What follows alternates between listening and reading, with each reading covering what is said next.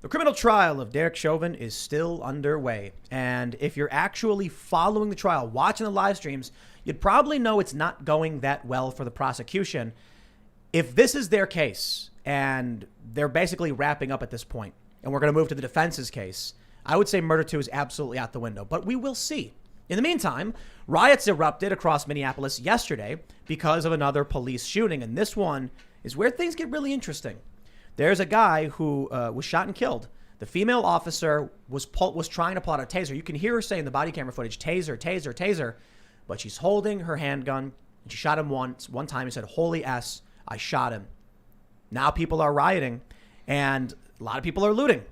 So this is where things start getting complicated because the judge has refused to sequester the jury while one of the jurors actually lives in this suburb. I can't imagine this is going to be a fair trial, but we'll see how this turns out. And I think we really got to get into the merits of what happened with this new shooting because Minneapolis is hot. Okay, you've got people who are ready to riot, who want to riot, and people who want to exploit that and loot. And then this happens. There's a lot to go over in terms of justification. What'll happen with this cop? Is she going to be Chauvin number 2? Honestly, I think she might be. So we'll get into all that. We got a bunch of other fun stories. We're going to talk about the new Disney Plus show, the Marvel show, Captain Falcon and Winter Soldier. They're apparently doubling down on the wokeness and everyone's making fun of them. So we'll get into that. And we got a really great guest. We got Phil Labonte of All That Remains. Hello. What's going on, man? Do you want to just quick little intro? You've been here before. I am Phil Labonte. I sing for the heavy metal band All That Remains. We've been a metal band for 20 years. I am active in the Twitter sphere. I'm at Phil That Remains. Libertarian? Is that small L? Small L, you know, right? I mean, like most people. Most reasonable people. I'm not a lolbertarian. Yes, I guess. thank you. Yeah. Cool, man. Ian's chilling. Yeah, what's up, everybody? Ian Crossland over here from IanCrossland.net. Thanks for coming. And I'm in the corner pushing buttons as I do. Ladies and gentlemen, before we get started, we actually have a new website. I can't believe it. It's up. It's not perfect. It's, just we're working towards getting everything ready to go. And we got to the point where we're like, okay, we want to do this 2 weeks ago. Let's just put it up. It improves a lot of the bugs we've been having before. It makes everything prettier and more streamlined. Go to timcast.com, become a member, because it's not just about supporting this show. It's not just about providing us that security in the event we get banned from YouTube or any of these other platforms. If that happens, you will find us at timcast.com. But it's about more than that. We're talking with some comedians about doing sitcoms. We're already looking to hire more editors, news editor, paranormal. We want to make culture.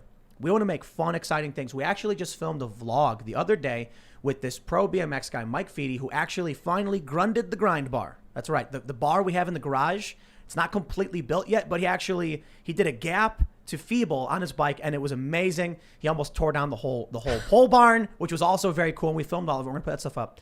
That's what we want to do.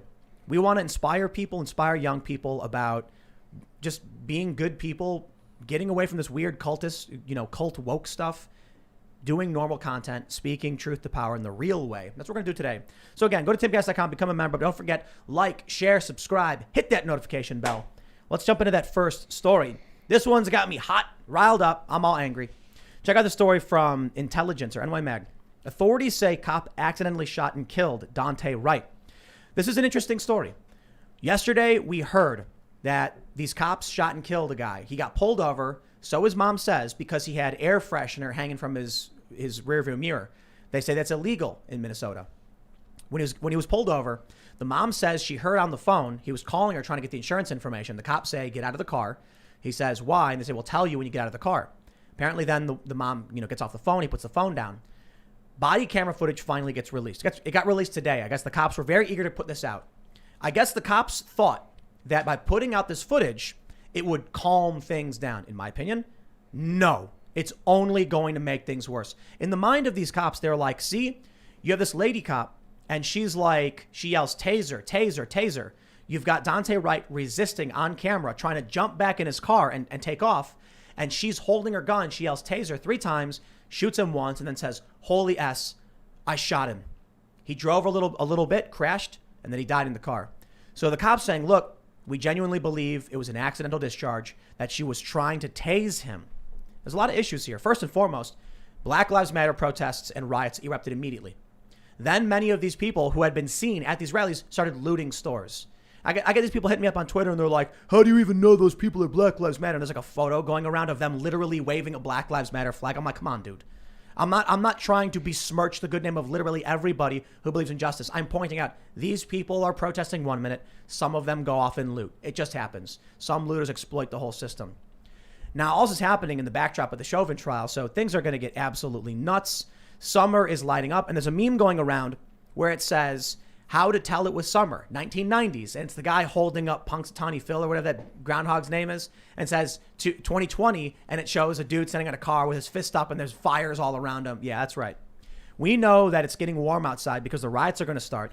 And if these cops think that any one of these extremists that are going around burning down the city are going to give them an inch, they're insane. I think this lady cop is going to go to jail. They're going to try and charge her with whatever they can. They might even get her on murder 3. We'll break all that down.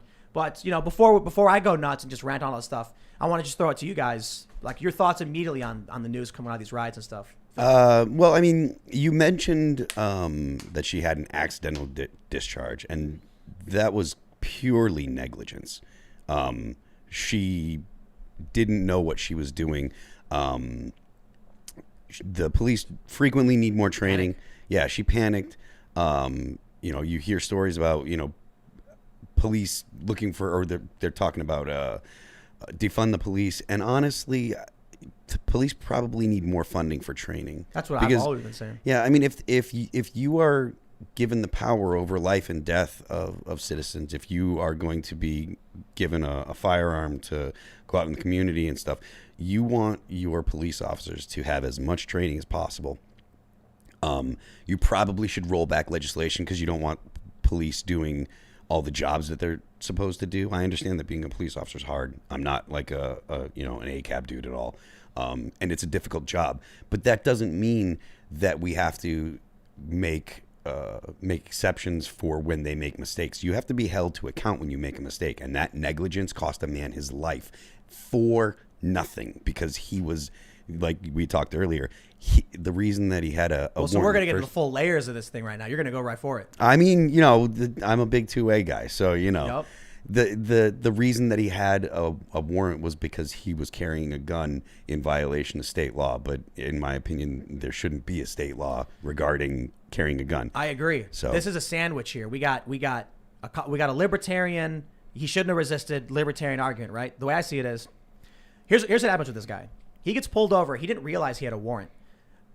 Andy No put up the record of what the warrant was all about. Here's what I think happened. They say he was in possession of a firearm without a permit, and he fled by means other than a vehicle, both misdemeanors.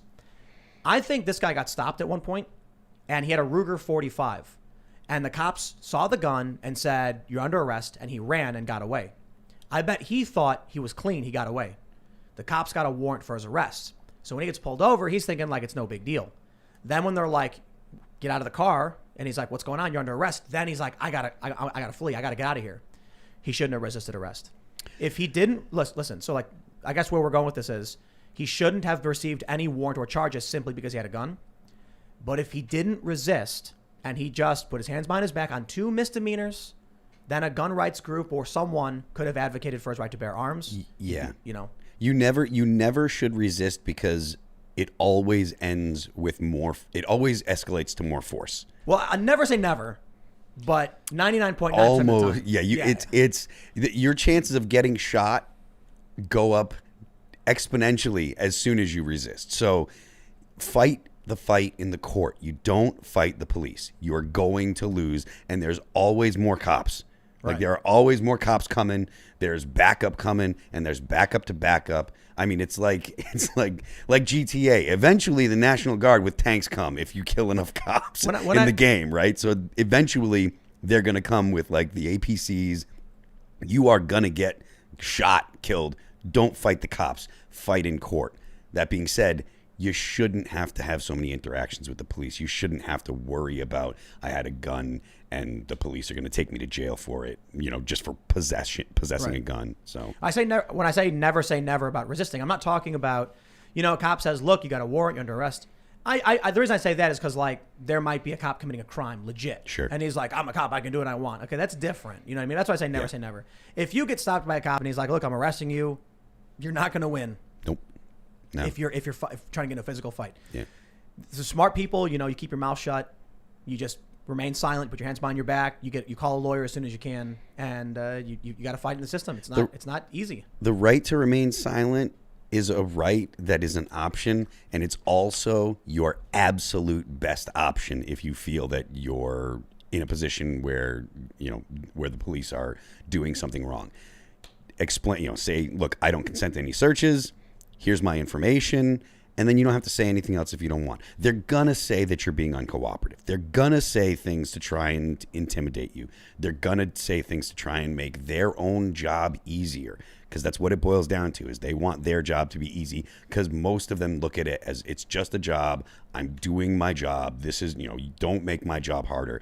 But you still aren't obligated to talk to the police. Just don't say anything, but don't resist. Now we go to the next layer of this whole thing. The rioting is the worst part about all of it. Well, the dead guy's the worst part about all of it. Then the second worst thing right, is no, the absolutely. rioting. So. I mean, moving beyond that. Sure. That's what I should clarify too. After this instance, we have a bunch of people going around rioting, destroying everything, and for what? For what? Why? Why are they going to Kicks, T-Mobile and apparently, GameStop and stealing, twerking in the parking lot as they do it? It's not for justice. No, it's not. But is the media going to come out and be like, opportunist looters are destroying the city? No, because clicks. Yep. I mean, if the more intense the situation gets on the ground, the more people are going to click the headlines, the more profit the media will make. This is weird to me though. You'd think the shock content of rioters burn down the city would be the narrative that would generate the most clicks for a suburban family. They should be writing headlines that are crazy rioters are burning down the city. How long until they come to your house? Instead, they're peaceful protesters are shopping without permission at night.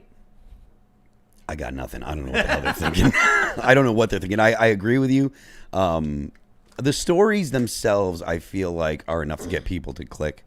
I think that the narrative that's being spun by most of your major media outlets is what they believe people want to read.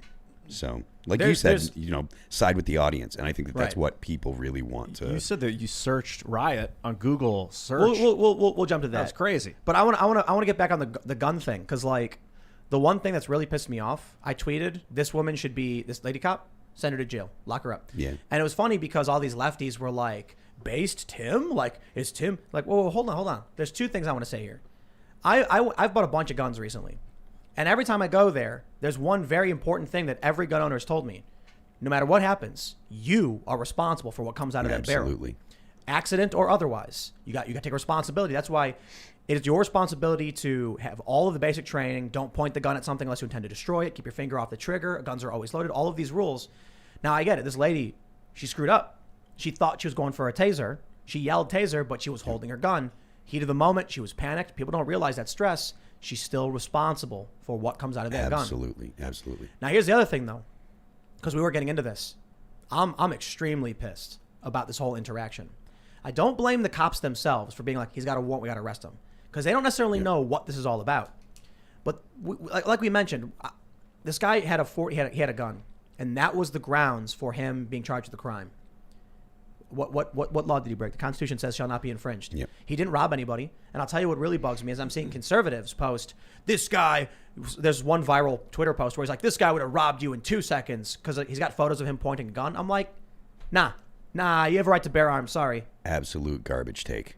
The idea that someone can predict that this guy would have done this or would have done that, there is absolutely no way of knowing it. And just because the conservative doesn't like the way the guy looks doesn't mean that the guy doesn't have rights. He has rights. For sure. I do think there's photos of him with his gun and he's pointing it at the camera, and I'm like, that's cringy.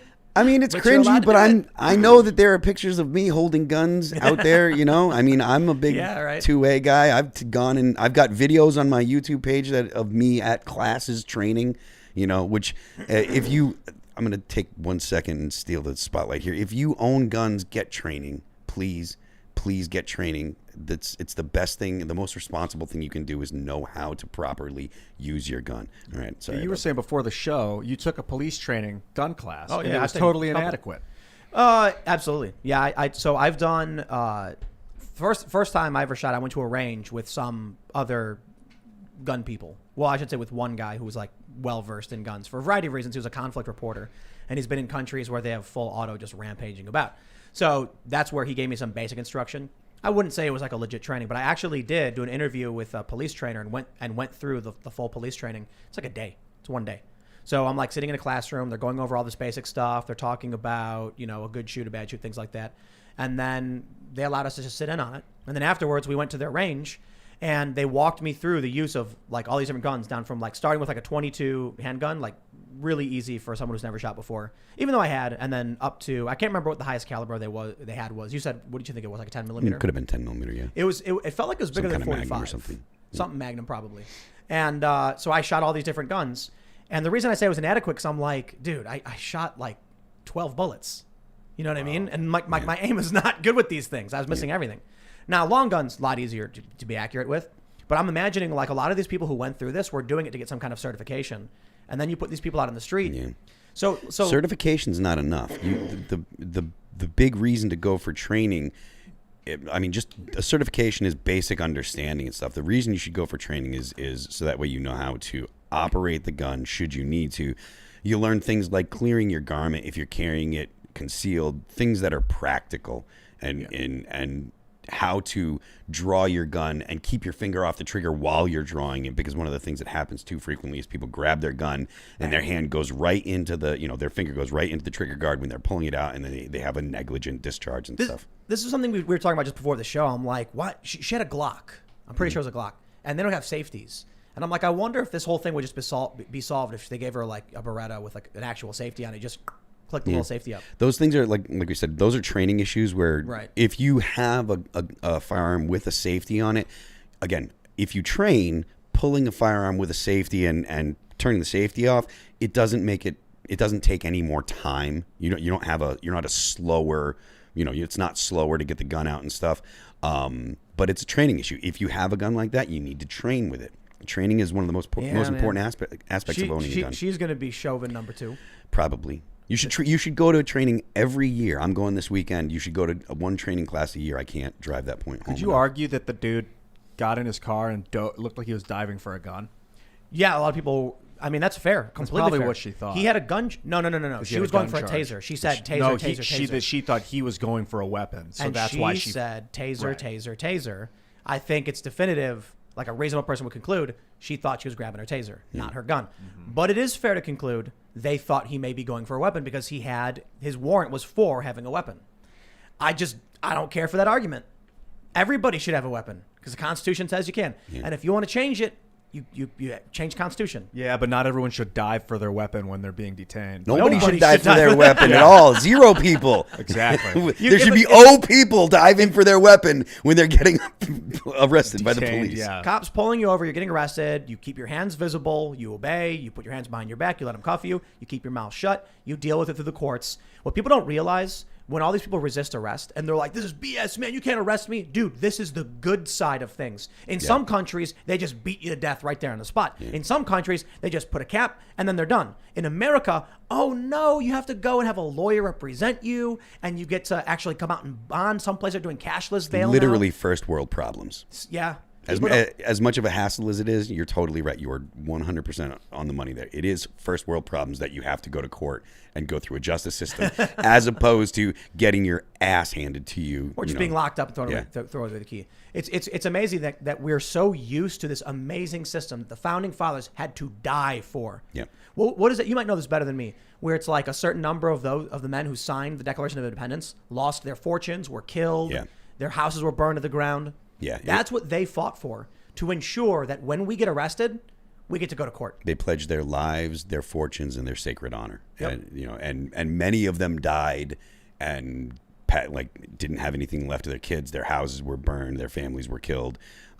We know about a lot of the founding fathers that survived and stuff, but there were people that signed the Declaration that lost everything, and died for it. So and part of that, what they got us was the Bill of Rights, which is the right to a speedy trial, right? That's in the fifth, I think, right? It is in the fifth, yeah. Quite literally, the right to a trial is that you're going to get arrested, you're going to go before a judge, and you can ask for a jury of your peers. It's not easy, and it's not always fair. I think, it's better than 10 guilty persons escape than one innocent person suffer. Absolutely. But we strive for that, and it's not easy, and there is injustice. But it's like, dude, you're getting arrested. I'd be like, man, I'm sure glad I'm not in Turkey. Yeah, really? Or in Chile? Yeah. I like how you phrase it. You get to go to court Yeah. because in a lot of countries, You're lucky to go to court. You just get beat down, or if you don't bribe them, then you suffer. Yeah. In Turkey, if you're a journalist, they just lock you up and you don't get out. The They- oubliette. Yeah, that's just to go to jail. And then Holy the Saudis support. come and kill you in the embassy They if you're forget named to feed Khashoggi. you. So Turkey has the worst laws for journalism, and so I've been there reporting a couple times, and the pro-Turkey people try to justify it, saying, no, you don't understand. Turkey is really good for journalists. The people who are arrested aren't journalists. They're like activists claiming they're journalists because they have a cell phone, and I'm like, so journalists? Like, sorry, dude, I get it. I get what you're saying. So we see these people out. It's one thing if someone's like, I'm a journalist, and they throw a Molotov cocktail. It's another thing when there's a guy wearing an Antifa sticker is just filming. Yeah. Push that guy aside. He's allowed to film. It's an act of journalism. But in Turkey, they don't care. They lock you up. They throw away the key. You don't get a First Amendment. You don't get a Fifth Amendment. You don't get a Second Amendment. You don't even have the First Amendment in countries that allegedly have the freedom of speech. Like Britain. You don't have exactly. First Amendment in In the UK, you can get thrown in jail for bad Facebook posts. In Yeah. Canada, you can get thrown in jail for saying the wrong thing. In the UK, you could do something like, I don't know, teach your pug to do like the Roman salute or something. For instance. And for instance, yeah. And then they'll lock you up. And then I love Mark. then you can teach your other pug, who's actually a black pug, to do the black power fist, and they don't care at all. Hypothetically, yeah. That I gotta say, for those that aren't familiar, I'm making a reference to Count Dankula. He's the best. When he did his first video, which got him in trouble, was he wanted to make his dog a Nazi, his girlfriend's dog, because it was the nastiest thing he could think of.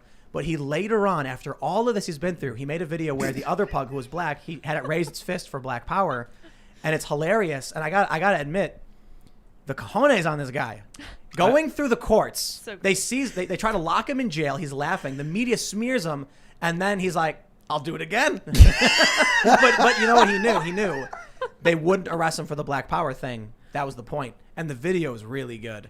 He's like, "Oh no, the Labor Party's coming us to hide the Torah." I hope he moves to the Brutal. U.S. Freaking Yeah. hilarious. He kills me. He He's belongs so here. That's funny. I feel for people when they see like American comedy and they try and pull it off in their own country and get busted by their cheap law enforcement. Well, let's talk about the media, because you mentioned this a moment ago, Ian. Check this out. When you Google search riots right now, my friends, those of you who are not watching, just listening, we know that riots erupted in Minneapolis. We know that people are scared. The jurors are scared that if they give, I think this was expressed in the trial during jury selection, that if they say not guilty for Chauvin, the city is going to burn to the ground. What you need to understand is it's not just about whether or not Chauvin gets freed or goes to prison. There's 3 charges. Chauvin can be acquitted on 1, 2, or 3, or none. And that means out of all the potential scenarios and everything we've seen, I would be willing to bet you will get a headline that says, Derek Chauvin acquitted in the murder of George Floyd. And then it'll say, he was convicted on 3rd-degree murder and manslaughter, but acquitted in 2nd degree. And they use the most shocking headline, acquitted in the murder of, because they want you to freak out. With that, the media knows exactly what they're doing, and I can prove it. By simply go and Google, I gotta say, whatever their system is, whether it's intentional or not, is totally in on it. Right now, there's riots happening in Minneapolis. And guess what story you get when you go to Google and you type in the word riots? There it is. The first result out of 17 million. 9 hours ago, the Washington Post headline: data about the Capitol rioters serves another blow to the white working class Trump supporter narrative. What? This was They're milking 3 it. months ago. They need the milk. I mean, We just had riots the other day.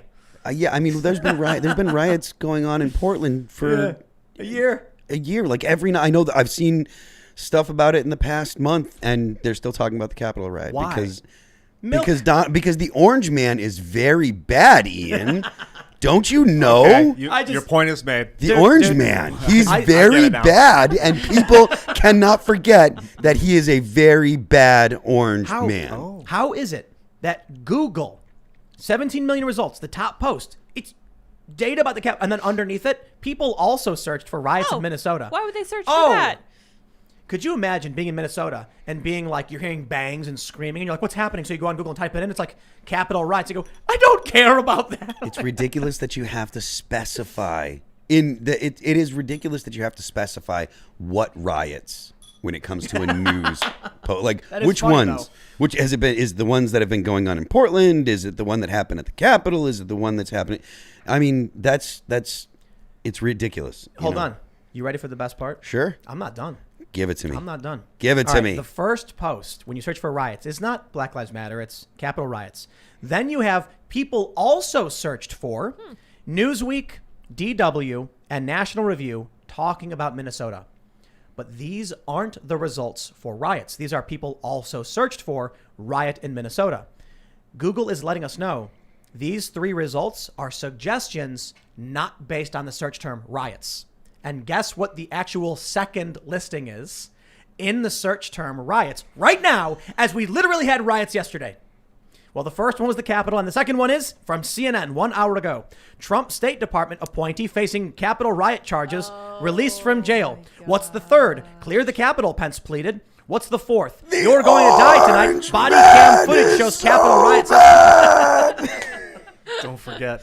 And then, number 5, TMZ, Dante Wright. Oh, not News Guardian. TMZ got it right.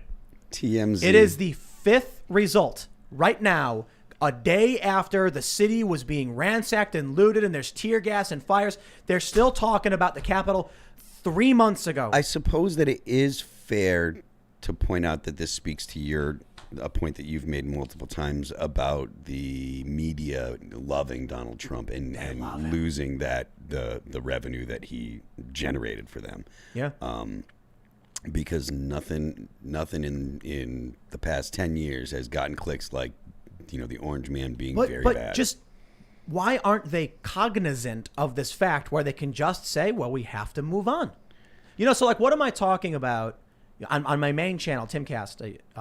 Last year, I'm like, Democrats, Republicans, election laws, what's happening, all very election related. And I get people going like, all you do is talk about politics now. You just talk about cultural issues. I'm like, dude, what's the big thing going on right now? Now, we're outside the election, and what am I talking about? Chauvin trial. Mm-hmm. I've got like 4 out of the past 5 videos about the Chauvin trial because this is the big impact. It's where the news is going. It's what's important. I'm not talking about Trump. Trump used to be, seriously, in like my tags, first word, because like it was always Trump. It was always something with Trump. And even I was like, geez, I'm tired. This guy's sucking up the air. Now we're in a new space. There's news happening. People want to know what's happening and what do you think about it. So for people come to me, they're like, Tim, tell me what you think about this, because most people already know what's going on. You've seen the news article yourself. You talk to your friends about it. You go online to find commentary, to maybe think of something or hear something you didn't think of yourself. I do this, right?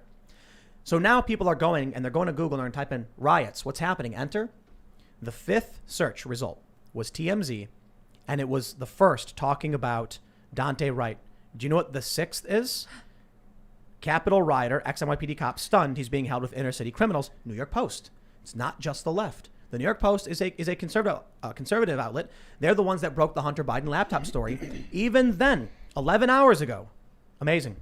And what's really funny? The next one is about Kenosha. It's remarkable to me that if you search for riots, you are not getting served information about what happened in Minnesota. And it's primarily because many of the big mainstream news sources that dominate search results ain't talking about it. Do you cross-check DuckDuckGo? Do you search with DuckDuckGo ever?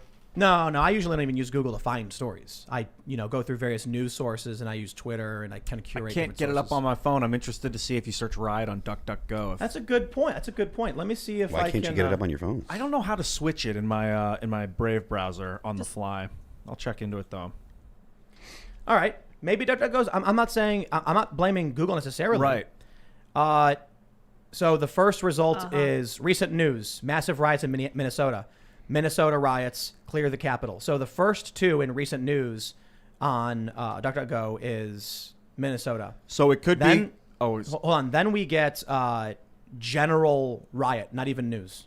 So after that, it's like definition of riot, not even news. But let me click news to make sure I'm being absolutely fair. Right. Games. Number 1, when you go to riots, all DuckDuckGo, massive riots in Minnesota. Click the news tab. The first result, massive Minnesota riots. Massive riots in Minnesota. The second one, several Minnesota businesses looted. The third, clear the Capitol. So they still have some of these stories, but DuckDuckGo is prioritizing better, in my opinion. Could be the Google algorithm is just tainted towards trash bait, flash bait or whatever. Or it could be that Larry and Sergey are political. I mean, those guys run Alphabet. They're basically the owners of Alphabet. It's the trash bait. We know that Google has a news source ranking where they, I think a bunch of conservative outlets don't appear in search, particularly Breitbart. I think Breitbart's omitted. And I think we saw this leaked, actually. I think it was Veritas or somebody leaked where it's here's the Google blacklist of all the websites they don't allow to appear in search or are limited. For a while, even my YouTube channels were. And then it wasn't until on this show I said, hey, my YouTube channels are blacklist. They removed it. So I'm like, Google must be listening. They're listening. But this is what's happening. Google, you know what I think it is? I think it's like a toilet being flushed and all the turds are being swirled towards the middle. So what happens is Google, I believe genuinely, and from their own bias, I'm not saying they're not doing things wrong. They think they're genuinely doing the right thing. They're like, we got to get rid of this fake news. Let's make sure we only prop up, CNN, Washington Post, MSNBC, CBS, ABC, NBC, et cetera, New York Times. Those outlets are then suffering. Their ratings are collapsing. Their subscriptions are down. So they're like, just make Trump, Trump, Trump, Trump, Trump. So when we're 3 months out from the Capitol riots or protests or insurrection, whatever you call it, they're still doing it because here's what happens. Like many of the grifters, the people who are all about just pandering to the tribe, the news outlets built up an audience of angry establishment Democrats and leftists. If they come out now and say something, they're worried they will lose money. So they're probably sitting there. I've been in these editorial meetings. I imagine they all sit down and they're at the table and there's someone on the phone, some editor or some boss. They're like, okay, so what are the stories that we got? And they're like, well, we had those riots yesterday in Minnesota. And they're like, well, we haven't gotten a resolution yet. Why don't we hold off on that one? Oh, we can talk about the Capitol. Some of these guys are getting arrested. Capitol's great. Let's talk about the Capitol. And what you don't hear in the actual words, what underlines this, is the boss going, if we talk about the Minnesota stuff, we're going to piss off a lot of our subscribers and lose money. Capitol, now that's money, and that's safer for us. Let's go with that one. Yeah, I mean, that seems like a reasonable take, especially considering a lot of the more progressive news outlets are run by people that are not as interested in progressive issues as they are in the bottom line. When siding with your audience is the primary driver, you don't want to focus on things that will upset them or drive them away. Do you think they were like, well, there were riots, so let's write a story with that flash word in it? And then so they said, okay, we got to write a story about riots because riots are popular right now. There's going to be a lot of riot search results. So then they picked the most trashiest riot, and they're like, let's write about the January 6th. Or is it just they've been writing about that crap anyway? I hadn't thought about that, but maybe they do. I think that I would look in the next couple days to see what happens if there are a lot, or if there continue to be, because they didn't know that there were going to be riots today 2 days ago, and some of the stuff that Tim was pulling up was from yesterday or the day before or whatever. The riots have started off today, I believe. So, or at least the ones in Minnesota because of the cops' bad shoot. Would you like to play a game? Yes, I would. Would you like to play a game? Click here. So I pulled up two progressive sources. Okay. This is not science. This is just me pulling up two progressive sources, then MSNBC and Fox News, to see what they're talking about, and it's exactly as I thought. First, we have Slate.com.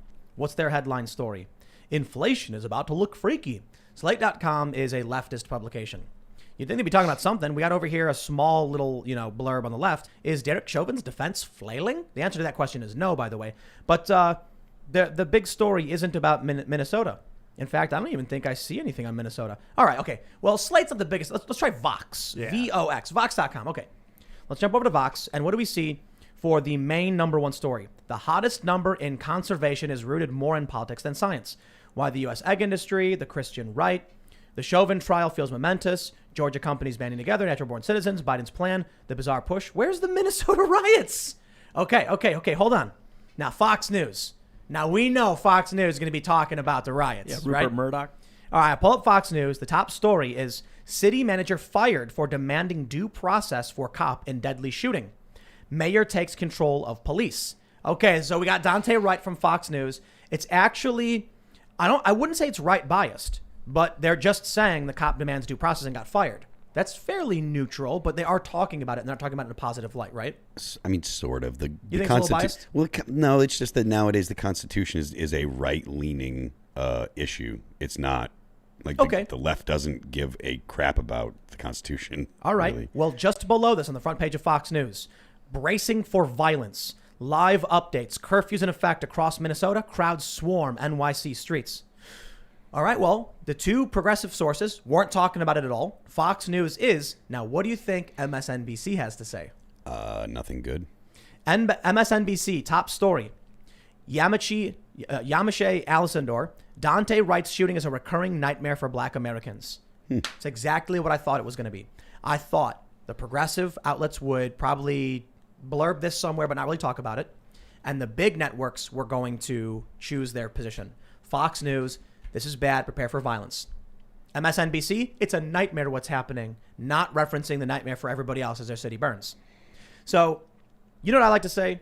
I guess one thing I can give credit to what we do here. I tweeted the cop should be in jail. Like I already said, whatever comes out of that gun, that's your responsibility. Yeah. I'm not saying murder charges because that's not going to stick. There was no intent, but she screwed up. And I had a bunch of lefties saying, your followers sure are going to hate this one, Tim. And I'm like, I don't care. Like, what? People don't know. People that aren't involved in the gun world at all, they don't know how people that are involved in the gun world think. Right. Go ahead. I was going to say, conservatives, I think, who are more concerned about Black Lives Matter and rioting are going to be less pro-2A. Libertarians, who are very, very staunchly pro-2A, and not big L libertarians, just libertarian in general, are going to look at this and be much more about gun rights. Yeah, if you're pro-2A, especially if you're a younger person that's pro-2A, the idea of being exclusionary when it comes to your pro-Second Amendment attitude, that is old person stuff. That is FUD talk.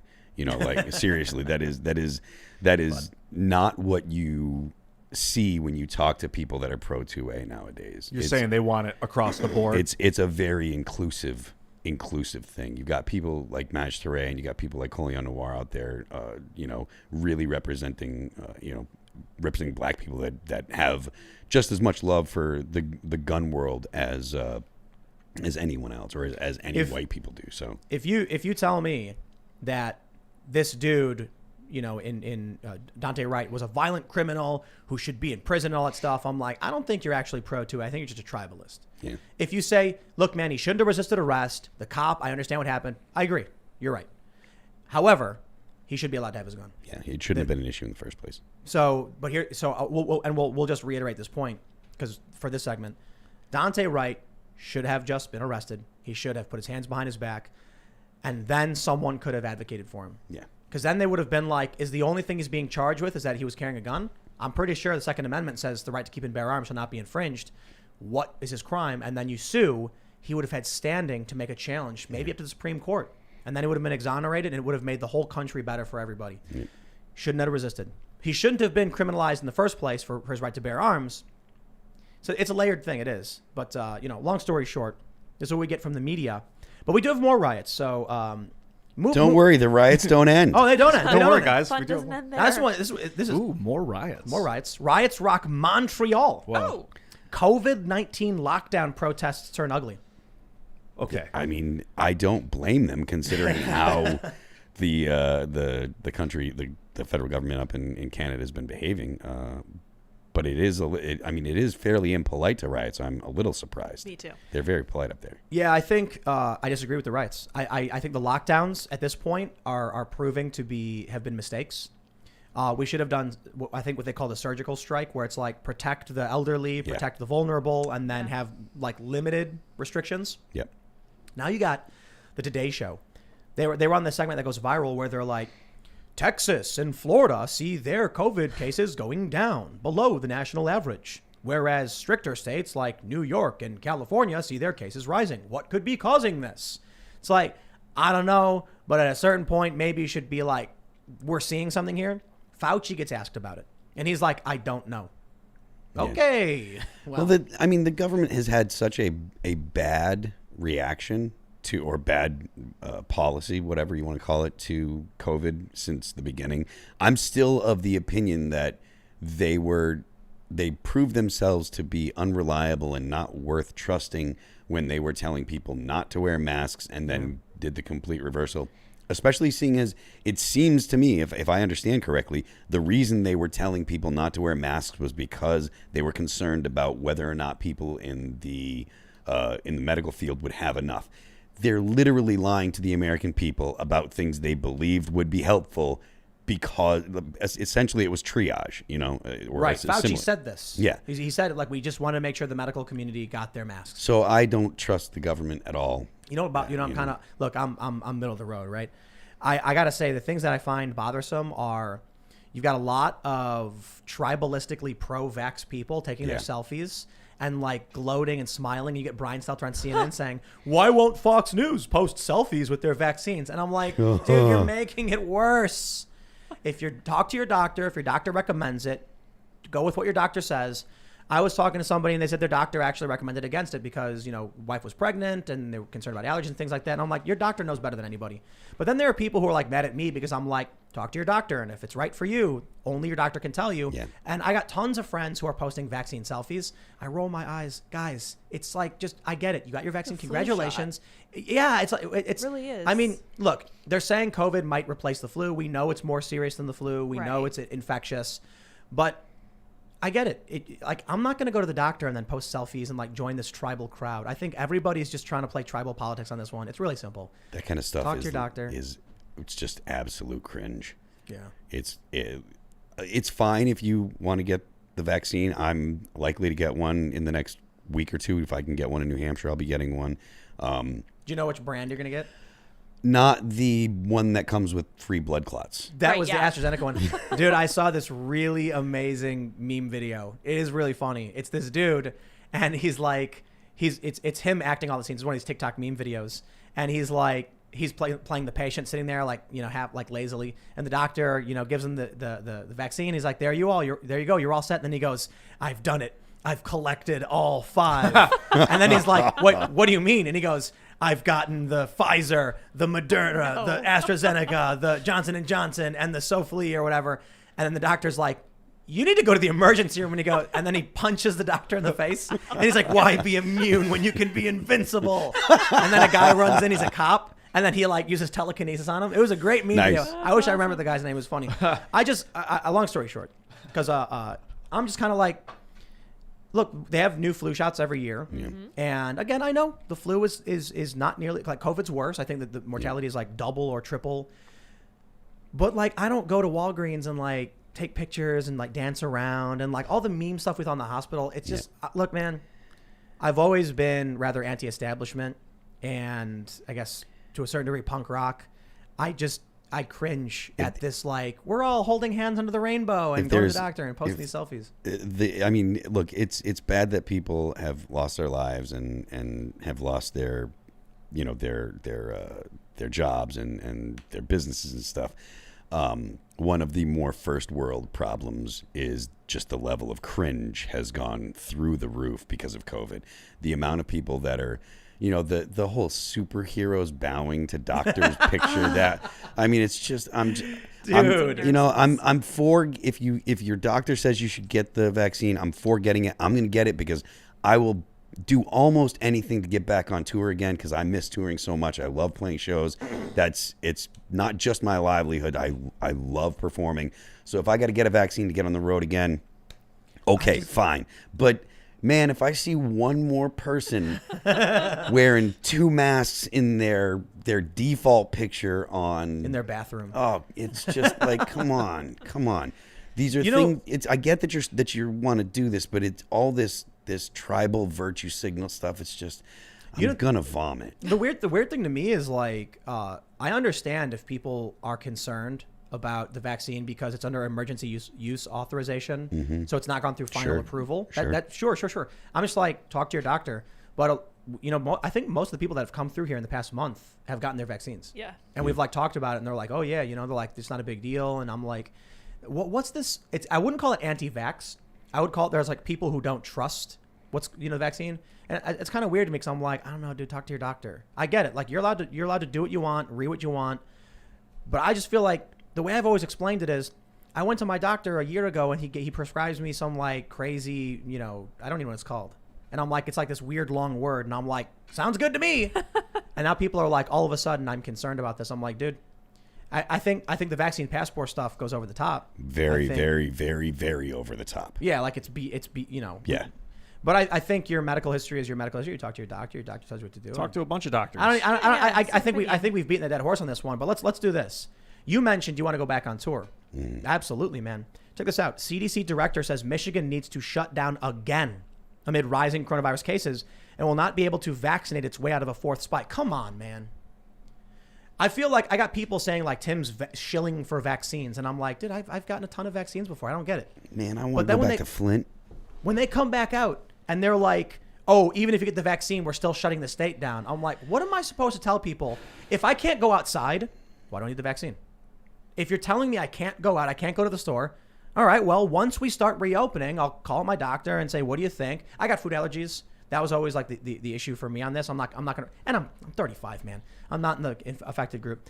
But if they were like, we're going to reopen everything and, it's easier if you get your vaccine, then I'll be like, all right, cool. We're getting back to the movie theaters and all that stuff. You're not going to wear a mask. But they're telling me I got to wear 2 masks and I can't go outside, but go get it anyway. I'm like, I'm chill. I'll wait. Like, I don't understand. I'm not trying to be a dick. I'm not trying to be like anti-vax in any way. I'm just saying, I got time. You know what I mean? Yeah. Again, it comes back to the mistrust of, or at least for me, it comes back to the mistrust of government because they've had such a bad, even if it's just messaging, the messaging has been so just abhorrently terrible, just disgusting. And right. You're going to have people that don't trust what they're saying. And I don't feel like I should be expected to know what to do. I yell at a stick for a living, right? Like I sing in a band.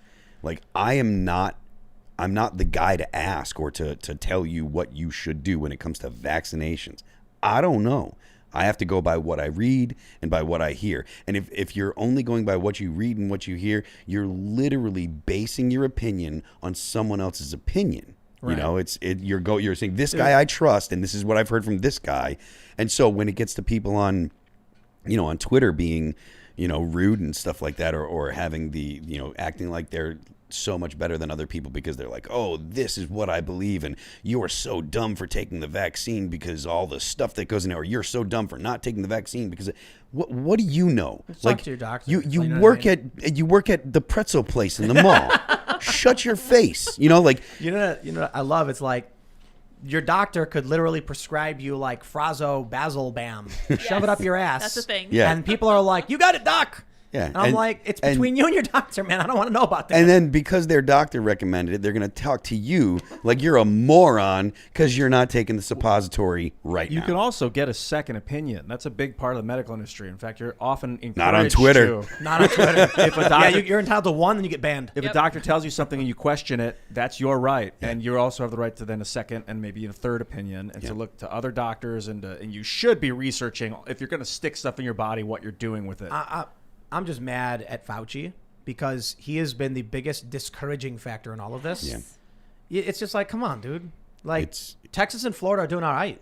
You know what I mean? I just came from Texas, and there are still some of the larger chain stores like Walmart. You still have to wear a mask and stuff, but smaller places and smaller businesses, people don't wear them, and it's not.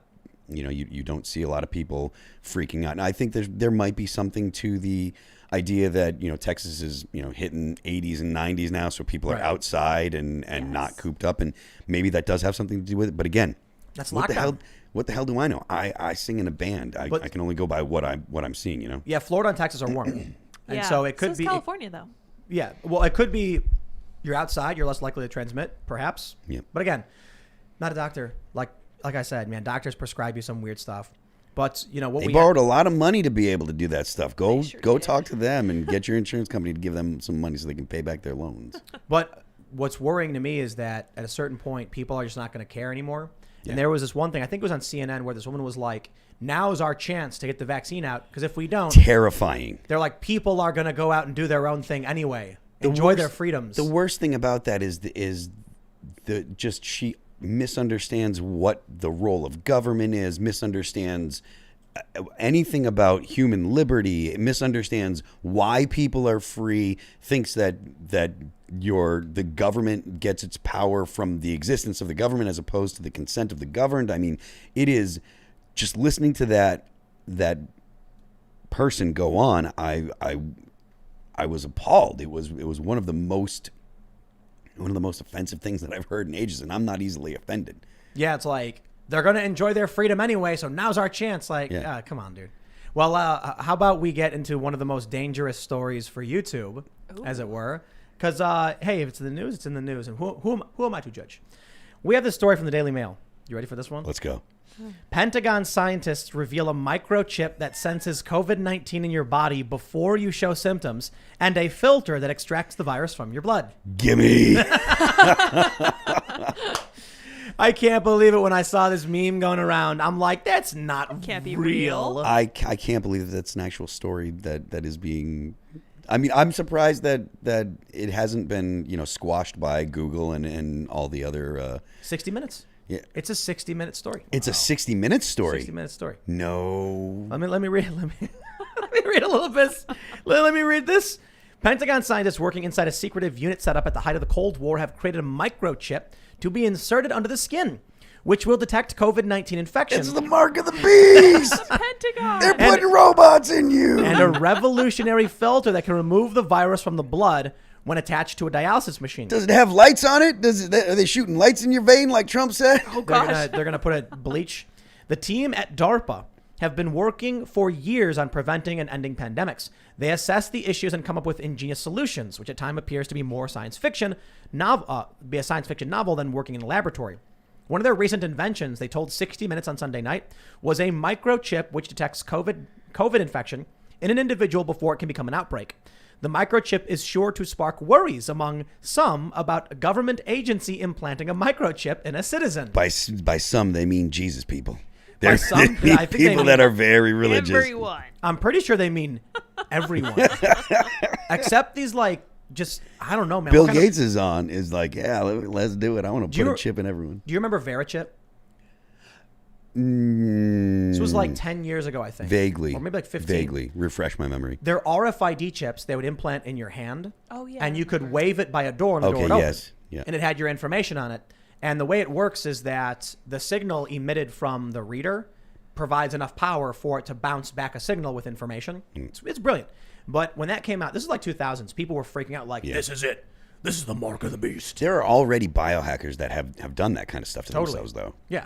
I mean, there's people who put like full weird like Arduinos like in their arm. Your Yeah. body rejects that stuff. Yeah. But like this stuff has been around for a while, where there's been some kind of microchip embedding, and there's been all the conspiracy theorists. And the funny thing is, there's a meme going around because of I think Ryan Reynolds, where he posted a vaccine selfie, and he said upgraded to 5G today. I saw that. Now, yeah. now I'm seeing all of my like I'm seeing some of my friends and a bunch of memes where people are like getting 5G reception's great, and I'm like I get it, it's a funny joke, but the thing is, the media was desperately trying to tell people, even YouTube was against the rules. They're not putting microchips. There's no microchips. There's no COVID microchips. Stop. And then it's like, okay, fine. Okay, we won't say it. It's crazy. We know it's crazy. And then Sunday, 60 Minutes. And it's okay. There's microchips. It's okay for 60 Minutes to do it too. Yes. Man. This conversation probably got this stream defunded. I wouldn't be surprised if we get in Yeah. trouble for something like this. Because you know what happens? The way YouTube videos are moderated, it's typically some dude in like India or China or Mexico, and it's outsourced labor where some of these people. Is it really? Oh yeah. My understanding is, I'll put it that way, just in case, because But my understanding is it's outsourced labor because there's so much content.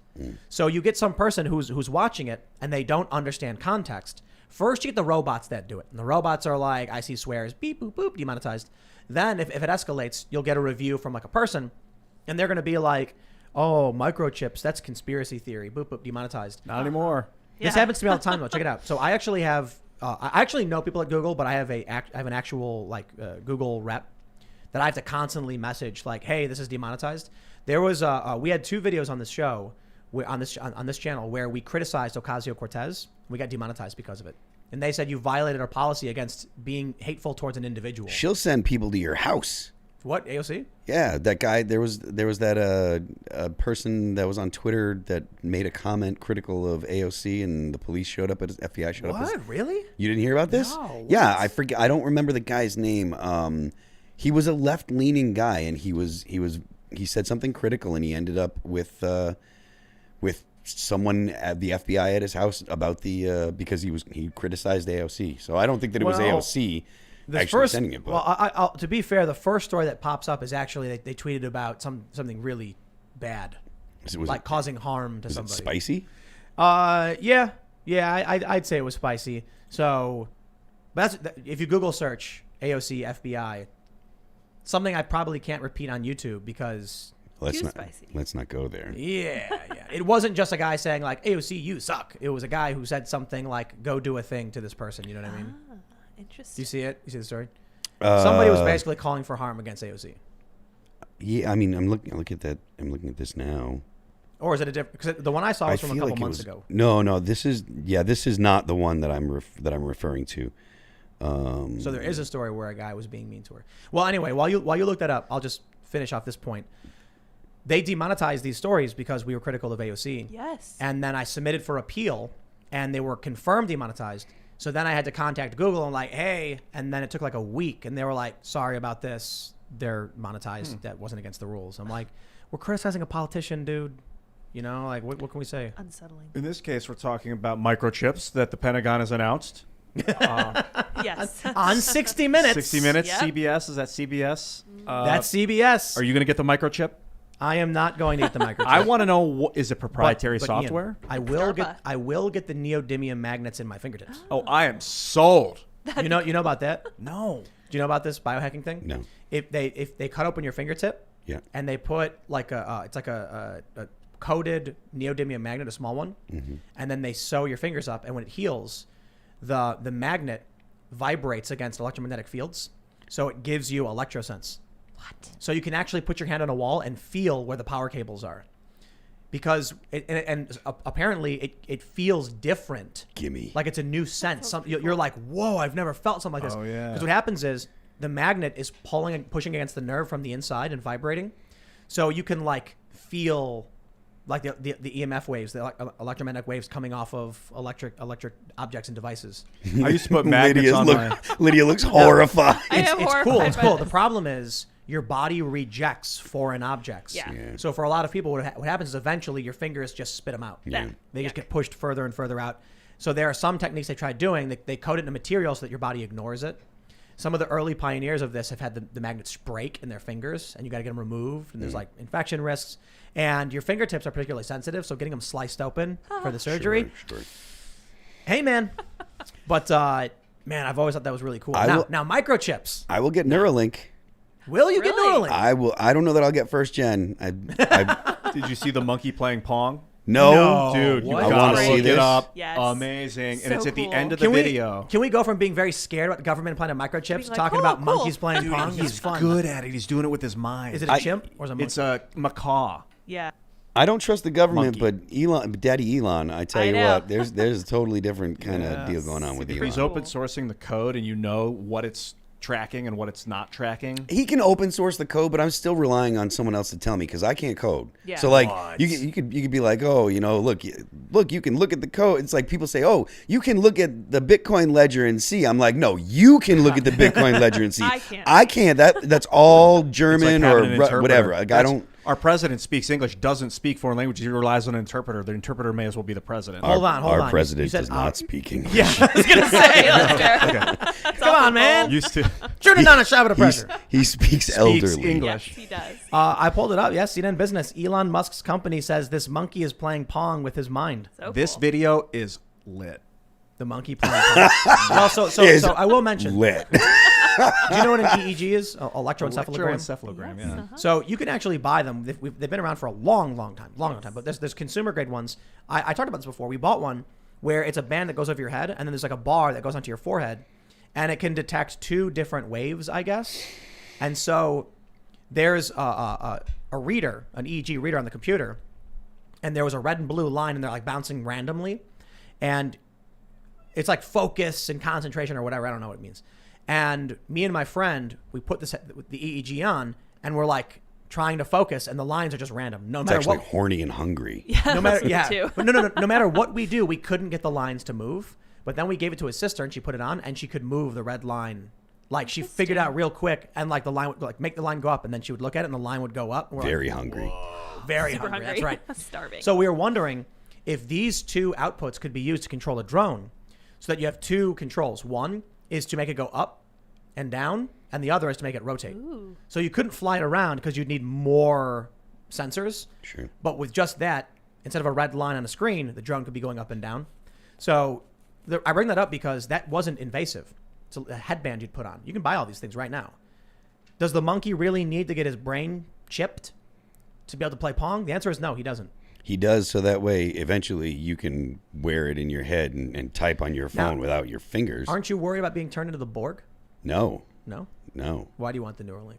Because I want to. Because I think that Elon Musk is right about the interface. That to me, that's really the interesting thing. The interface that we have today with the internet is limited to most people as their thumbs. You know, we like you said, you used to have a full keyboard for walking around all the time. Then it's gone down to your thumbs. If you can manage to just interface with the phone or whatever in your pocket without having the slowness of your thumbs, and you could just access the existing internet by thinking, that's something that I find extremely intriguing, and I think would be a very useful thing to have in your day-to-day life. I'm not looking to be like, oh, I want the internet in my brain or whatever, having that interface from that removes my hands, you know, the necessity of having my hands do the typing to access the internet, that I think is interesting. Don't you want to download Kung Fu like in the Matrix? I love the idea. I do. But I also think that there is a certain amount of well, I mean, I suppose they could, you know, eventually if that is possible, you could download the muscle memory and stuff like that. Right, you need muscle memory, and you need the muscle proteins to actually build up to be able to do half the things. Sure. So it's not just about, you know, it's funny when people are like in the Matrix, he plugs thing in his brain, he downloads Kung Fu, and then he can fight. He's like, I know Kung Fu or whatever. Yeah. It's like, well, hold on. I can watch someone do something, and they can explain it to me, and then my brain's like, got it. And then I'll fall over because I'm not flexible enough and I'm not strong enough. I just started taking jiu-jitsu about a month ago, and there is a significant learning curve to, I don't even know what I'm supposed to do. Like for me, if I like right now, I'm basically at a point where if I can pass guard on someone that I'm rolling with, and I'm like, okay, I feel like I've won. I don't know what to do. So not knowing, but having the information there would be cool, and knowing, okay, this is what I'm looking to do, but the actual executing still would take some kind of, you know, some amount of physical work, I think. Bro, what if you're actually like a 5'3" morbidly obese dude plugged into a Neuralink right now because you've always your whole life wanted to be a famous heavy metal singer, and you're in the game right now? Well, you know, then hopefully, you know, he never wakes up. Hey, at least you can say you can enjoy yourself playing a video game. Not because you know, people talk about, you get the Neuralink, you plug in, and you're like in Skyrim. You're in World of Warcraft or Call of Duty or whatever. Yeah, you know, I think with VR headsets and stuff like that, that's not super far away. Sensations like smell that you get when, you know, if you're in a place, the way things smell in a place are I don't know that we could reproduce that. But Neuralink possibly could by accessing those parts of your brain. And then you go ahead and, you know, you put on a VR helmet that for the sound and sight. I mean, you know. I heard that they're actually working on virtual smell by causing electrical stimulation in your ear, in your inner ear. I tell you, those things that'll Tinder would Tinder use would go way down if that stuff was real. Like right now, we're in a simulation in the real world. Phil, you're actually like some 23-year-old, just like fat kid, and you're like, I always wanted to be a heavy metal singer, and you're in the game. Ian's actually like a tech billionaire who's really smart and clean cut, and he's like, I just wanted to be this like free-spirited DMT crazy guy in a podcast so bad. It's like, it's just You're people like, I'm playing. schooling these dudes. Well, so no, like, no, what I mean is like, I'm very hypothetical, obviously, but if it's possible to create a virtual environment where you get to experience that game, how do you know you're not already in it? Yeah, I mean, I've heard people talk about the idea that it's a simulation and stuff like that. Elon Musk talks about it. Yeah, I mean, What if he's trying to break out of the simulation? well, then I want him to. I truly think that Elon Musk is a. I think that he's probably a pretty good dude who isn't like the people at Google. Yeah, I tweeted tax the rich, and then all the lefties were like, yeah, and then a bunch of conservatives were like, haha, very funny, Tim. And then I tweeted tax the rich, but give all the money to Elon Musk. And they're like, okay, now the left's not happy because they don't like him all Yeah, that they much. don't like him at all. But they don't like him because he has money and he's successful, and people on the left are, Yeah, I was really annoyed when he they don't like blasted people having money. the Tesla into space, and they're like, this is so dumb. And I'm like, well, he needed a payload, he needed weight, and he made something really cool and inspirational for young people. Like, that's legit, Yeah. So I'm fine with it. I don't like the idea that you got all these billionaires dumping money into politics. So take it all and just give it to Elon Musk and let him build a spaceship to Mars. I want to see that. When people like when someone like Bernie Sanders criticizes Elon Musk, it really, really rubs me the wrong way, because Bernie Sanders has done nothing but live off of of other people's money his entire life. He's produced nothing of value. He wrote a book. Yeah, you're right. And then he made $1 million off of his book. Yeah. And he is then he stopped talking about the millionaires and the billionaires and just No, started talking no. about the billionaires. Just the billionaires. Yeah, now he talks just. He about brought him the back, though. He brought it back. Did he really? Oh, no, I'm sorry. You were right. He stopped talking about the millionaires. Yeah. It's just the billionaires that he's got a problem. But then he with. brought millionaires back recently. Because if you write a book, then you could maybe make $1 million. Don't you But I'll take it. Yeah. I made $1 million selling my book. At a 37% tax rate, Top margin. Yeah, so rate. it's really funny, too. I'm kind of stoked on this. The media's collapsed because there's this big upset. Everyone's angry about Substack. Substack is where writers can charge a fee and write articles. It's really simple. But now you get these high-profile individuals leaving their main outlets and just doing Substacks. They're leaving because the main outlets are garbage. And they're being restricted, and they'll make money. Yeah. It's like YouTube.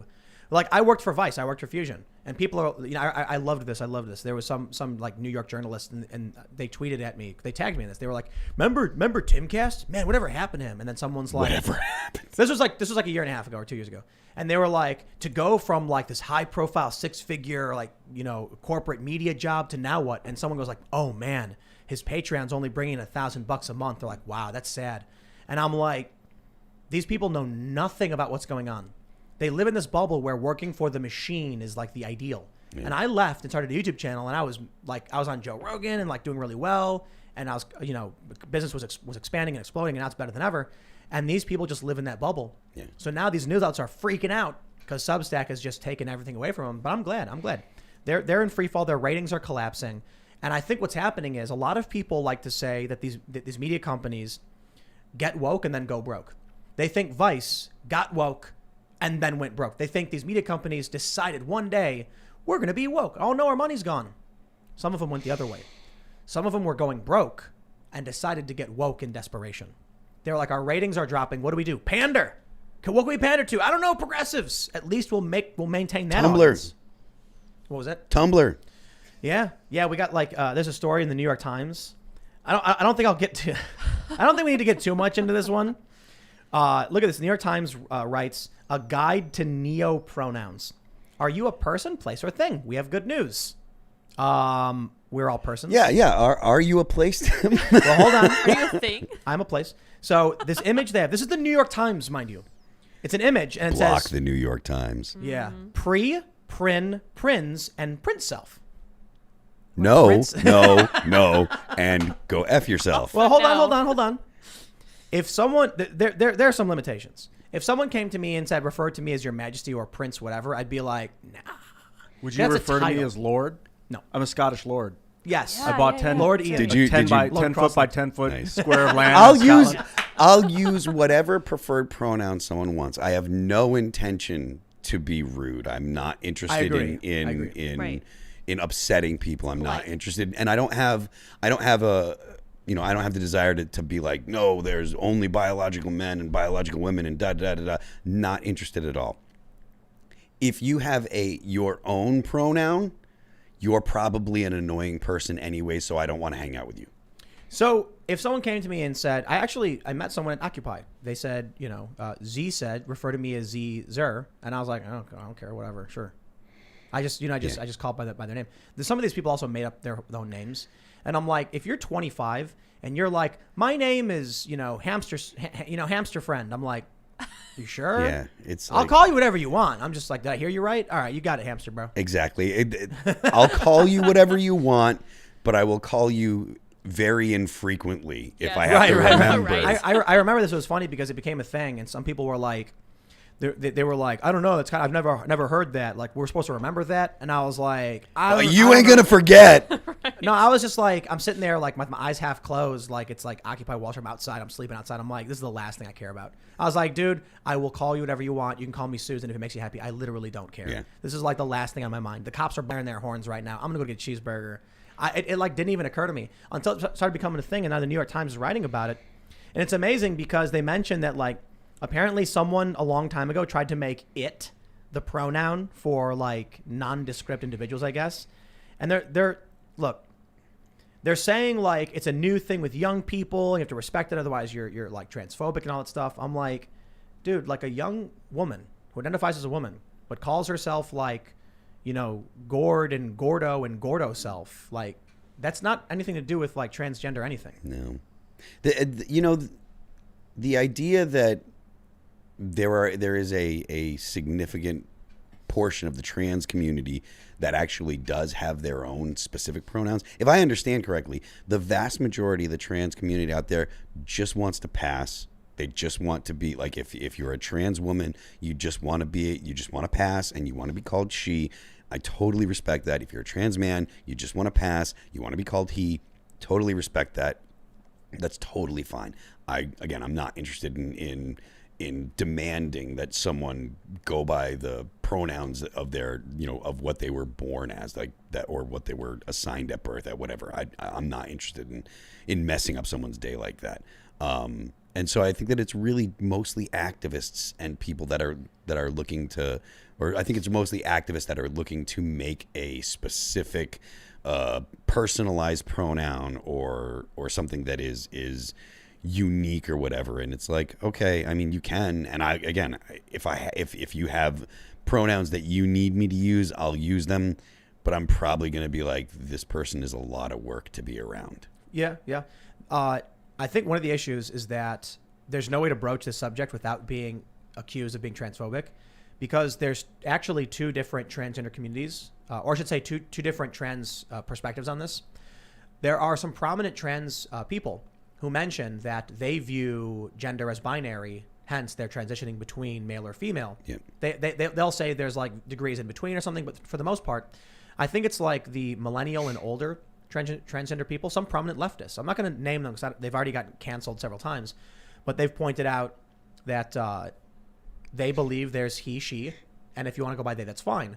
What happened was this particular trans woman got canceled because the younger generation said, you're being transphobic for not respecting neo-pronouns. Was it Natalie? I'm not going to say who I'm not going to, I don't want to cause a dragging thing where they're like, look at this video and he called it this person and made all these things up. So, he said this about this person and they go into a brigade. No, I don't want to get involved in that. I just want to point out the difference. Here's what they say at the New York Times. They say, one card explains neopronouns at length. In its facts section, it provides a response used often in the neopronoun community. When talking to people who claim neopronouns aren't real words, yes, literally every word is made up. Neopronouns are real because they carry meaning and are understood by others. That's the problem. They're not. I don't understand half these words, and if you said it to me, I'd be like, I don't know what that is. I don't know what you're trying to tell me. If someone said their pronouns were pre-prin, I'd be like, I don't understand. Yeah, that doesn't mean anything to me, and like you're saying, part of the usefulness of words is the meaning behind them. So the issue becomes neopronouns just get rid of pronouns in general. Because if Ian tells me his pronouns are pre-prin, and so instead of saying, he said he was mad at himself, I'd say pre said pre was mad at Prince self. It's harder to understand what I'm saying and think about it and communicate. Maybe that's on purpose. Maybe they're trying to exert power. Maybe these are young people who want to, assert themselves in a conversation. But if everyone here gave me a different pronoun, I wouldn't be able to be like, oh, I was talking to Ian. Yeah, Pre said that Prince. Yeah. He was saying he wanted to go to the mall because he was mad at himself for not buying, his second set of shot glasses. Which is part of the point that I made about, I'll say whatever you want me to say for your pronoun, but it is difficult to engage with you if you have your own specific pronouns, because there's a certain amount of, when you read, you don't sound out the words, that you know the word, and so you see the word, you identify it, and it does, you know what it says because you're familiar with the whole word. And our brains work like that when it comes to talking too. We don't have to think about the words we're going to use. You have to think about the idea and maybe how to articulate it, but you're not thinking about how do I say this. If you have a new word in your lexicon, or if there's a special word for a person, you have to really put thought into it, so it does become an awkward way of speaking. It's like telling you have four names. But now one thing that's happening where the left is getting angry is people started calling themselves, their pronouns are BLM and BLM self. So you'd be like, oh, I was talking to Ian. BLM said that BLM was mad at BLM self for not buying BLM's second whiskey glass set. I can't. And they're doing ACAB and ACAB self. Oh, good. So I'm glad. Thank you. I love it. All right, well, I'm going to read more. Oh, no. Many people who use neopronouns don't just use one set. They select a handful and show off their collections on websites like pronouny.xyz, a site that provides usage examples for neopronouns. Users make their own pronouny pages like this one, which includes Z, Zem, Zer, Moon, Moon Self, Star, Star Self, B Self, and Bun, Bun Self. Sorry if I have too many pronouns, the page creators wrote. Bun Self is from now on. Call me Bun Self. Okay, that's mine now. Bun Self. I like it. I do like Bun Self, like but like B. basically for rabbits, not for anybody else. Okay, that'd be cute. Yeah. Yeah, Bun wanted, Bun was telling me Bun wanted more carrots for Bun Self. I love it. Bun Makes Self. sense. You can use just one set, or they them if there are too many. So here's where it gets interesting. I know a lot of people think this is silly. I'm down for respecting people within certain contexts. Behind closed doors, we have to make fun of each other. We don't not everybody likes each other, but we try to be good to each other to the best of our abilities. At least I think that's a good thing. You're out in public, you see someone you don't like, you smile and you nod. Then you go behind closed door and say they smelled like farts. Whatever. Of course. So if someone comes up to me and they're like, "These are my protons," but you got it. I got no beef. But if I'm not hanging out with you, I'm gonna be like, I think this. Here's why I think it becomes a problem. Many states are passing these laws that say your company, these jobs, have to use your pronouns. That's it. It's in the law. You know what? I'm gonna stop. I like this. I'm a fan. You know why? This is legit culture jamming. This is exploiting the system and pointing out the holes and how they don't work. So in New York, you are entitled at your job or as a customer to have your pronouns, your name respected. It's a human rights law in New York City. If you work at, say, Starbucks, and you demand to have a certain set of pronouns, they have to use them. Otherwise, they're violating your human rights. It's a violation of your gender expression. Okay. So to what limit? If the New York Times is straight up saying you can use 50 different pronouns, your manager better start doing it. So I'm like, okay, let's play that game.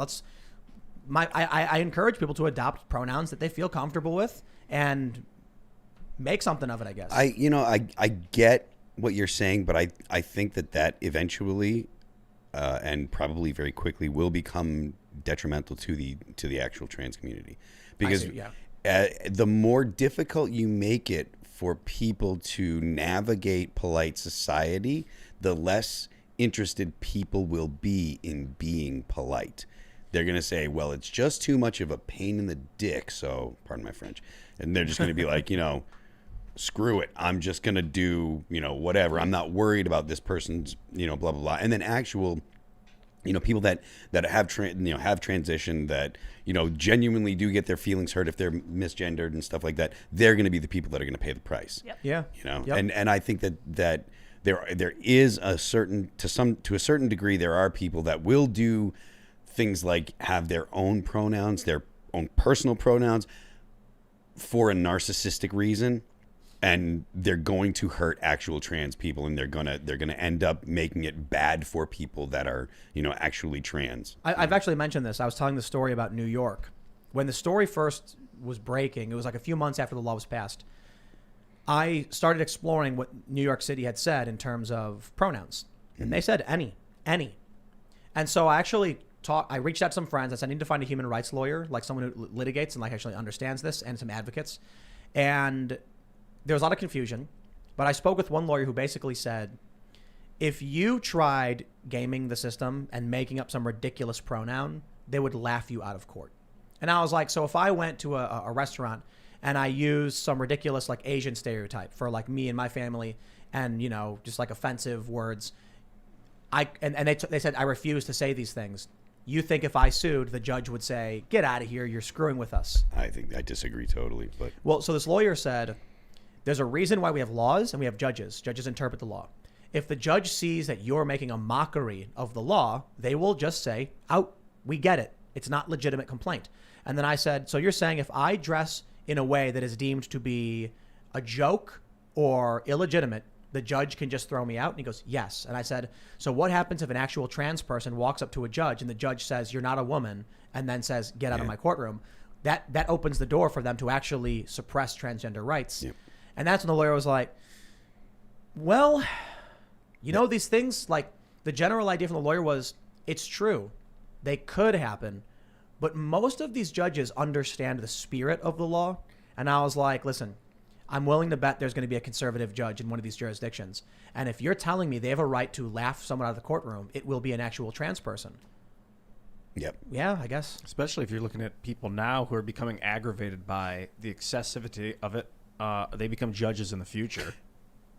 You know, the 17-year-olds now are going to be judges in 20 years. I don't, and the thing is, I don't know that it's actually really excessive. I think that things like that story again are such a small case. Like there are such a very few people that would want to be. You think that it would be more than? Do you think that? I was just gonna. I physically express myself while you're talking, just so you know, I'm gonna have a counterpoint. But this is from Tumblr 10 years ago, and it's now in the New York Times. It is, but I still don't think that there's a lot of people that would be using their own personalized. Because Right. we already talked about the fact that most trans people just want to pass, and they just want to be. They want to live their life as, you know, as a trans woman or as a trans man. That's it. I think that a very small minority want the specialized specialized pronouns, and I do think that is more about narcissism than about actually being transgender. I think that it's more about I want attention and stuff. I think you hit the nail on the head with this one, that it's ultimately going to be more detrimental for trans people. Yeah, I think it'll hurt trans community. Well, let's jump to the last thing. I was saving the best for last because I'm going to go off on this one. All right. We got this story about the Falcon and the Winter Soldier. You may have seen it's a new Disney Plus show, and get well, go broke, baby, because the last rumor report we were covering is that there was this scene in the show. It's the Falcon and the Winter Soldier from the Avengers movies. They're walking down the street and they're arguing, and it's the Falcon's a black dude and the Winter Soldier's a white dude. Some cops pull up out of nowhere, and they walk up to Bucky, the white guy, and they're like, is everything okay, sir? And he's like, yeah, it's fine. Is this man giving you trouble? And they're like, what are you talking about? And then Sam is like, what's going on? And the cops are like, sir, calm down. And then Bucky's like, don't you know who this is? And the cops are like, oh, man, oops, it was the Avenger. Oh, geez.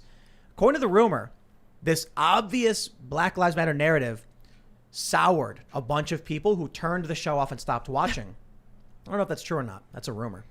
But apparently we're hearing a lot. I'm seeing a lot of posts on Twitter from people who are like, I just couldn't do it. It's so over the top and absurd. Had nothing to do with the plot at all. Literally. It was like, they're like, we got to stop these super soldiers, man. And the cops pull up and they're like, hold on there, sir. We're going to do a racism. It's like, it had nothing to do with the show. Right. All right. Well, we got a new one for you. Captain America is an incel. Oh. Here we go, baby. The rap says, incel Captain America is so perfect. We know it's wrong to enjoy the whiny and murderous John Walker on the Falcon and Winter Soldier, but it feels so right. I tweeted the wokeness in the Falcon and the Falcon and the Winter Soldier is getting too thick to be enjoyable, because the latest episode was like Zemo, who's the bad guy, is like, this lady is a super soldier and now she will be. Oh, spoiler alert. Sorry, I guess. So if you're not ready for this, spoiler alert.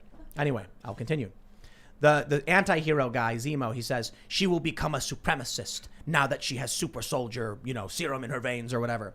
And it was like, the idea was basically that people who gain power crave it and then start believing that they're the only ones who should have power, who can solve the problems. And he's like, the Nazis believed it, the Avengers believe it. And now you've got this rogue group of, extremists, globalist leftists who kill innocent people to get their way.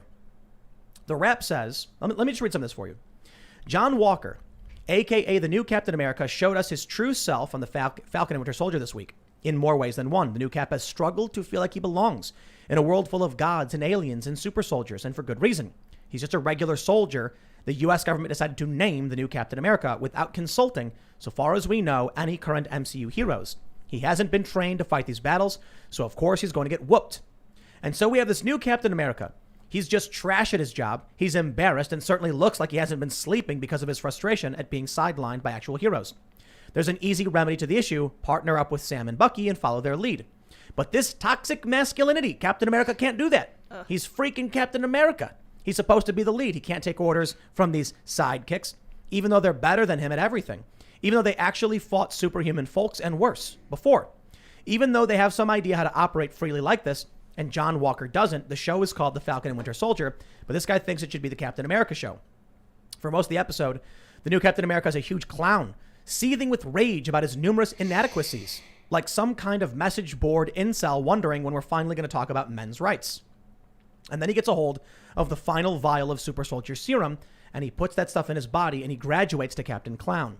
They say way back in the first Avenger, Captain America, the creator of the original serum said that it amplifies everything that is inside. Good becomes great, bad becomes worse. Steve Rogers was good becomes great, and it looks like John Walker is the other one. It's kind of a strange arc for John. He was originally presented as idealistic and excited to help, but he so quickly went from that to being a tool without much of a de-evolution.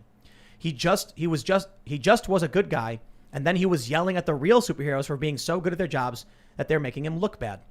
But I like where we ended up. I like seeing this trash person angrily beat down bad guys because he hates them so much, and then tarnish the uniform and the shield by beating a guy to death in front of a crowd of people to get revenge for his injured or dead partner. It's disgusting, and it felt so incredibly wrong, and it was absolutely a thrill to watch. I'd love for blah, blah, blah. Okay, you get the point. All right. I'm gonna thoroughly give this a whooping and a debunking. I'm actually interested to see the next episode of Captain America, The Falcon and the Winter Soldier. Because you may be thinking to yourself, wow, Tim, this show certainly has gotten woke, and these woke media outlets are certainly pointing out that Captain America is an incel, and I must stop you there. What we're actually getting, if you actually watch the story, if you listen to the words of the characters, is criticism of critical race theory and the woke left. First and foremost, the bad guys are globalists. They're called the flag smashers. They wear masks. They want there to be no borders, and they're willing to hurt innocent people to get it. That doesn't sound like incels or the far right.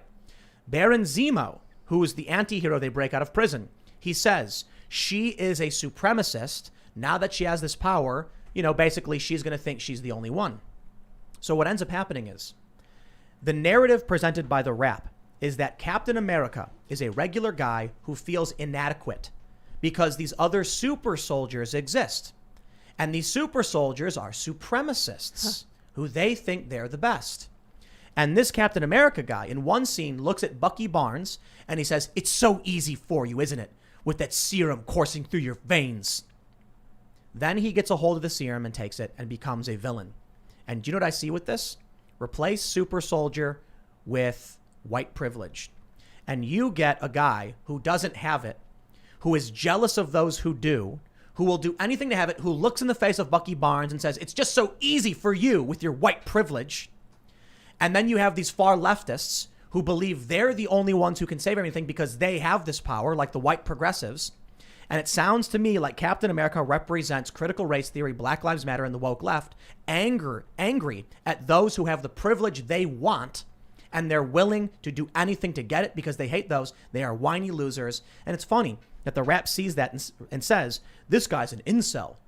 No, he's a guy who was looking at this world of superheroes that he wasn't a part of and angry at them for what they had and wanted it and said, they don't deserve this. I'm the real hero. Sounds to me like he's criticizing white privilege. Would you agree, sir? There's my rant on that shit. I see your point of view. That makes a lot of sense, actually. It's very meta and pretty interesting. I wonder if the writers were actually going for like a woke thing because they did that police thing early on. Yeah. But I watched this, and when I first saw Zemo say like, oh, she will be a supremacist, and I was like, oh, come on, don't go there. Like, are we really going to do this? Are you going to make a thriller about superheroes turn into a, beat you over the head with this progressive stuff? And then I actually, watched through it. And now I feel like they're actually critical of the left. It's similar with Black Panther. Black Panther was like, the left loved it. You've seen Black Panther? Yes. So like the left was treating it like this great accomplishment, and it was so amazing, but it was actually politically nuanced. It was a nation with a literal wall around its borders refusing immigrants and refugees versus an ethno-supremacist who wanted to take over the world and supply a certain race with weapons. And I'm like, that's a nuanced political take. I dig it. Now we got the Falcon and Winter Soldier, and they're literally doing what appears to be a mockery of wokeness. I don't know that. I mean, I think your analysis can definitely be. It's reasonable. I don't think the writers are intending that, but I do think that you probably hit the nail on the head, or at least you've managed to see something that possibly the writers did not see. I'm not. Yeah, right. So I'm not entirely sure that the writers thought this all through, but is it possible it's projection? Like so much of what the left and the critical theorists and the woke people do, they project. I want it to be. Yeah. I suppose that it is possible because it does make sense. I imagine they would not be happy to hear that analysis. But Incel Captain America. I'm not a fan of like I thought WandaVision was good, and WandaVision I understand that they're your criticism of WandaVision is legitimate. She was the bad guy. First 3 episodes are trash. Yes. Not even a real show. Yeah. She's torturing people. Yeah. And then she's the good guy. Yes. Well, That sounds spoiler a hot. alerts. Oh, whatever. Yeah. At this point, it sounds like these are mini series. It's not going to be a recurring Sure. season or anything. So it's over already. It may as well have been a movie. Yeah. But it's so amazing that WandaVision. A lot of people pointed out that it's like a. Let me stop here and start over. I've heard this meme a lot. I don't know if it's true. They said a male power fantasy is Die Hard. He's climbing, stepping in glass, got a gun taped to his back, and he's going to save the day. The guy he's going to fight back and defeat the terrorists. And a woman's power fantasy is the romantic comedy where the woman seems to bumble about, do everything wrong, but the guy ends up falling for her anyway. So you look at WandaVision, and it feels like it fits more of the traditional female archetype. That she's angry, she's mad at everyone, she gets whatever she wants, she does whatever she wants, she's torturing people, and in the end, she's still supposed to be the good guy. Well, I'm not sure if that is the female archetype or not, but it does. Probably just an offensive meme. Probably just an offensive meme. But it does seem like, I suppose that again, that is a legitimate way of looking at it. But when I said that I liked WandaVision, I suppose that I found it entertaining. I didn't find it offensive. Because they are characters that I cared about. Like I cared about Vision, and I cared about Wanda Maximoff. I also think that because the Scarlet Witch is one of the most powerful characters, if not the most powerful character in the Marvel Universe, I think that what happens to her matters. Certainly far more than what happens to the incel Captain America that they've come up with, and so the story is more compelling because this is a completely new character that I don't much care for, and I watched the first episode, and I haven't really watched any other episodes of Falcon and Winter Soldier. I do intend to, but I was going to wait until there were more. I gotta be honest, I'm kind of bored of it because it feels like it's just too B tier. Yeah, but the stakes aren't high enough. Not enough's happening. The characters don't matter enough. there's not enough high level anything to it. I agree about the characters don't matter enough. Like, you know, Vision was an integral character in you know, from Ultron on, you know, and same thing with, and Wanda again being the most powerful character in the Marvel universe means the stakes are higher. We'll see if the get woke go broke continues, because with this article from the Wrap, whether my analysis is correct or not, a lot of people just view it as getting woke, and they're not going to want to watch it. Yeah, it's preachy. I heard Jeremy on the Quartering talking about people turning it off, and then I think it was, I'm not we sure. talked about it as well. You guys, did you talk about Overlord DVD too? Because I went and I listened to his video on it. After He's like the progenitor of the rumor, so I don't know if that's true or not, but it was like, it was a way to talk about what was going on with the show in general. Yeah. So I mean, I'm stoked for Multiverse of Madness. What is Yes. Doctor Strange? yes, Strange and that's going to have Wanda in it as well, right? Yep. See, I mean, they're characters you care about. I gave up on it, man. Once, I don't On know what? when Marvel, all the Marvel crap, All of them, huh? all the cartoons. It's like cartoons for adults, like all the CG crap. Like it's like they tend to have this like invincibility behavior where they're all like, there's no fear, the characters aren't afraid, so there's no Flat. like, yeah, it doesn't feel like this you know, this impending like danger that you feel when with a really good hero that's afraid for their life and fighting for their life.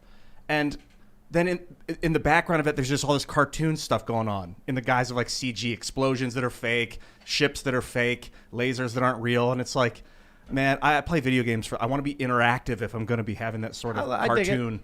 But we did get a really important point someone just brought up in the super chat that I just saw. There's a scene before the cop pulls up and while they're arguing, and Sam and Winter Soldier and Bucky are walking, and some little kid goes, "Yo, it's Black Falcon," and he goes, "I'm just a Falcon," and he's like, "You're Black Falcon." He's like, "Nah," like, and that was some, you know. So this is B Young mentioning, "Isn't that anti-woke?" I'm like, I remember that. It didn't get as much play among the commentators.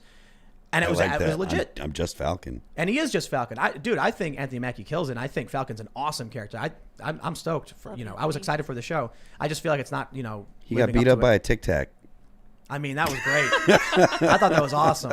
I like the character. He's cool. Yeah. He's like a military guy who got this experimental suit. It's legit. I think he could have done they could have had a better like introduction for him, whatever. But I'm stoked. I really like that when he was like, "I'm just the Falcon." That's right. They're making that point. And I'll add something else too, because I've been watching a lot of Star Trek: The Next Generation. I've seen them all a million times. I'm watching them again. Today's episode blew my mind. I'm watching it on the BBC. It's like 4 p.m. or whatever. It's the one where Worf's son Alexander comes back from the future to try and teach himself how to be a warrior.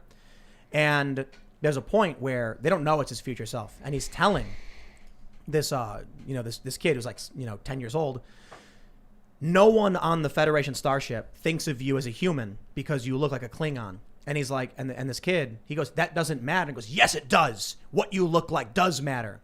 And I'm like, that's amazing that Star Trek: The Next Generation, way back then, was anti-woke, was critical of this idea that being judged based on how you look mattered. And it was like this guy who was wrong was telling the kid, you have to leave and be with your own kind. And I'm like, they were actually being critical of the racists, and now it's come full circle, and they're being critical of the left. Yeah, I mean that was, you know, that's what the dream of Dr. King was, you know, where people were respected for their own humanity. And that was, I heard James Lindsay talking about this, that during the civil rights movement, you didn't see, African Americans walking around talking about their blackness. They were holding signs that said, "I am a man." And I remember that, yeah. You know? And it was an appeal to their humanity. It's like, look, I'm a person just like you. And that's, I think that seeing the individual is the important way to view people. It's not seeing the group that they come from. And I remember that famous quote from Dr. King where he said, "I have a dream that one day there will be a black superhero who isn't called Black Falcon. He's just the Falcon." Yes. Dude, Disney. I remember that one too. he said that in Selma, right? Disney That's what she trashed right. Marvel and Star Wars. They trashed it. We watched Fantasia 2000 a couple nights ago, and the animation was flat. Walt Disney was gone. The magic of Walt Disney, the guy who created that animation style, that flowy movement, is dead. And you can see that in Disney's art. He's gone. He's not there to oversee it and to say what's crap.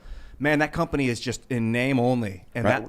that's money gone wrong. You think money in politics is bad? Ryan Johnson should be put on trial. But Yes. We demand reparations for what he did to Star Wars. He should- No, that he was should- a Babylon That was B Babylon joke. B, Yeah, yeah. yeah.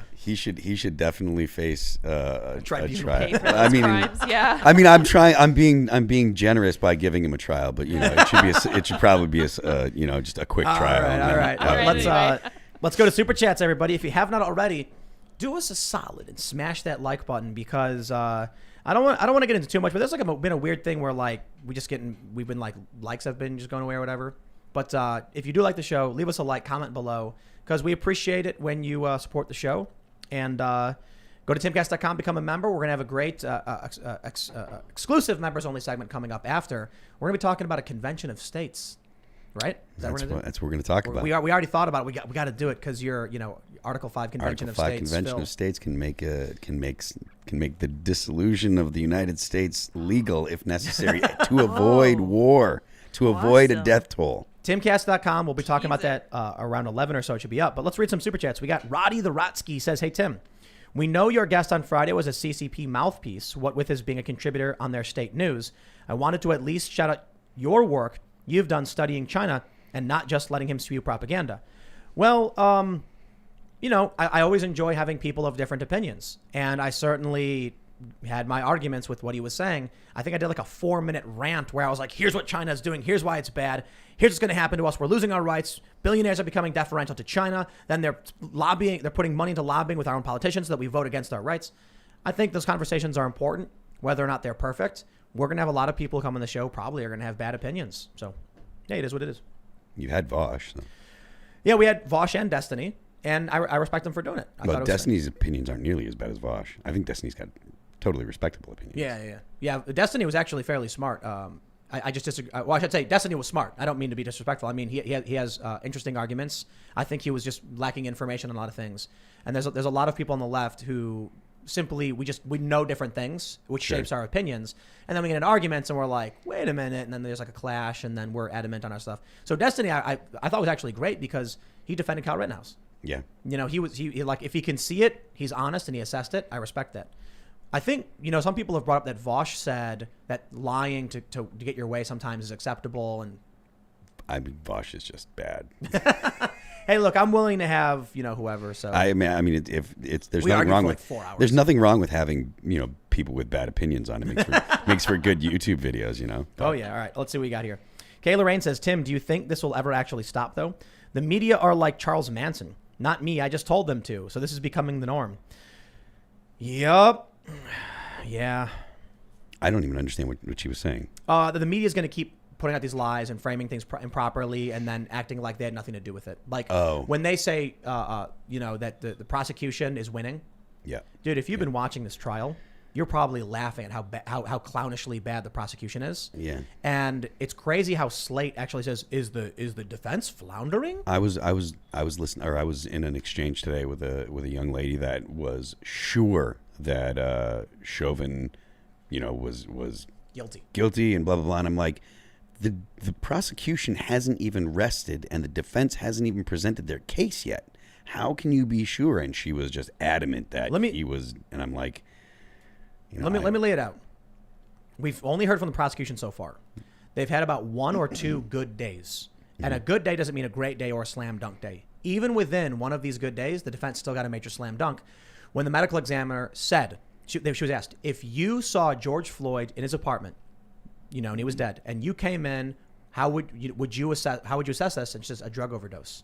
What if he didn't have drugs in the system? Heart failure. Reasonable doubt.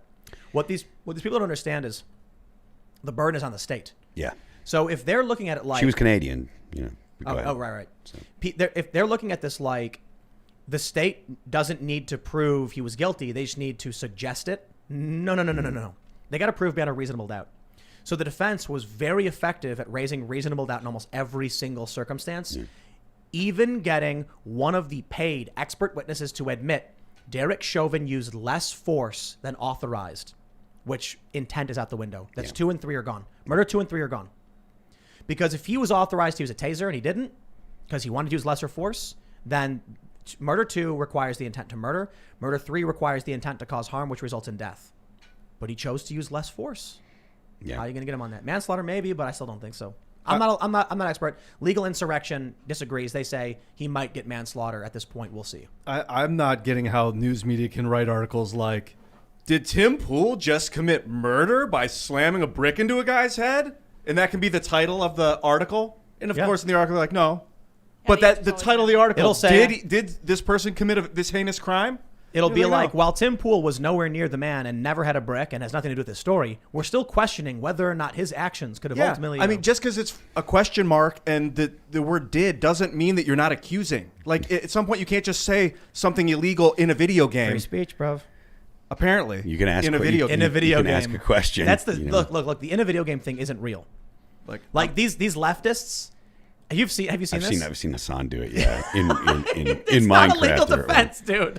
It won't work. In a video game, yeah. They don't understand, like, when you for those that don't understand, they'll say something like, we should, commit X crime in a video game. No. That's not how things work.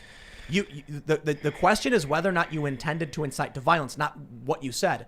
So there's a bit from The Whitest Kids You Know where he explains, he's like, my lawyers told me that I can't say, and then he says something about the president.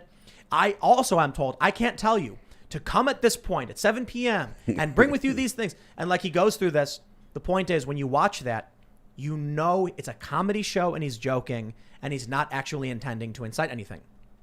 When you watch a political commentator who's routinely said very explicit, things, and then he says, we should all go and do X. Yeah. In a video game. It's like, dude, you think a judge is going to be like, oh, can you he meant say in Minecraft? Should we all go commit X crime on Tuesday at 4 p.m.? Are you allowed to say stuff like that? No. It depends on whether you're intending to actually incite. So these people don't get this. I love this. When I was younger, they'd be like, we're going to have a kegger. It's the beer is free. We can't sell beer. That's illegal. But the cup costs $20. And I'm like, that's called solicitation. And the cops still arrest you. Yeah. Do you think the cops are dumb? They're like, rats, they got us. They're selling cups, not beer. No, they're like, you're selling beer. Shut up. There's this movie with, I can't remember what it is.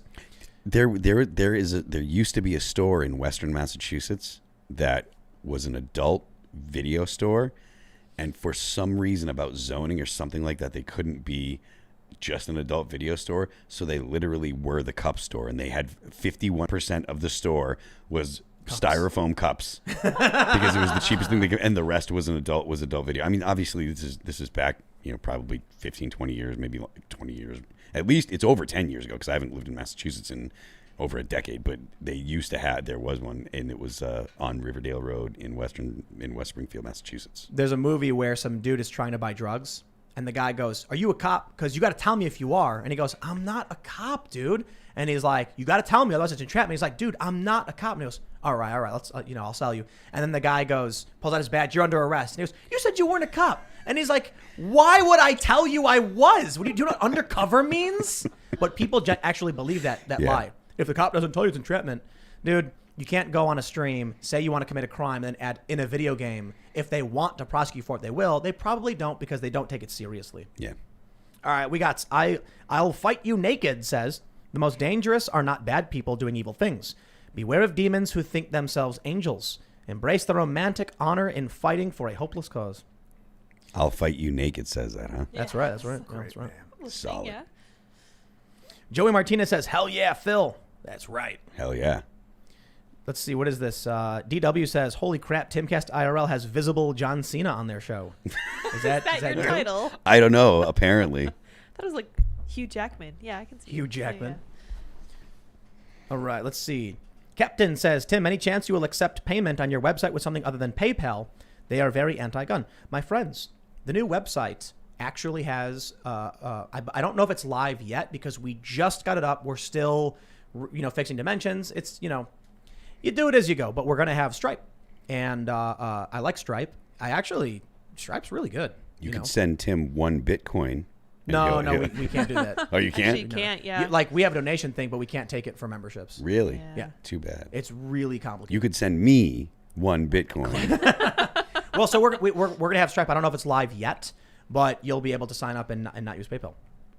Granted, most people need to realize Stripe and PayPal have everything. PayPal has the majority, and Stripe has a little bit. But I'm fairly impressed with Stripe, to be completely honest. Doesn't PayPal own Stripe? I don't think so. I'm gonna look that up. But we signed up because a lot of people have said they weren't big fans of PayPal, so we're like, well, we will add that, and I'm impressed with the mechanics of Stripe. All right, let's see what we got here. Standing while pooping says, Phil, what the hell happened to Ollie Herbert? Did his druggy wife kill him? I don't know that I can say that. I can say that 44-year-old men that have no history of drug use and no history of health issues don't just die. They don't. Interesting. Ooh. So Confirmed. Stripe is not owned by PayPal. Okay, good. It's the most valuable company in Silicon Valley at $95 billion. Stripe is? Yeah, owned by Patrick and John Collison. Wow. That's awesome. It's Good the for most them. valuable? Yeah, that's what according to this Google search. Wow. They've got great functionality, I'll say that. Cool. I would like more diversity in terms of, competition and everything, but I'm glad there's more than just PayPal. To be The honest. most valuable private company in Silicon Valley. so it's not hasn't gone public yet. Gavin Campbell says she shed a taser 3 times. She might have had her gun drawn saying someone tased, so I don't have to pull the trigger. There's more than one angle. Also for a super chat. That's actually a good point. Yep. Yeah. She might have been saying taser, taser, taser because she wanted them to tase. And then when he was reaching, she shot him and said, holy ass, I just shot him. And it may have not been an accident. It may have been nobody was doing anything and the guy was wanted on a gun charge. It's tragic. It's tragedy, man. This dude, I hate to hear that somebody lost their life simply because they wanted to have a gun, which they're allowed to do. Constitution said so. We became a nation that started crapping all over the Constitution.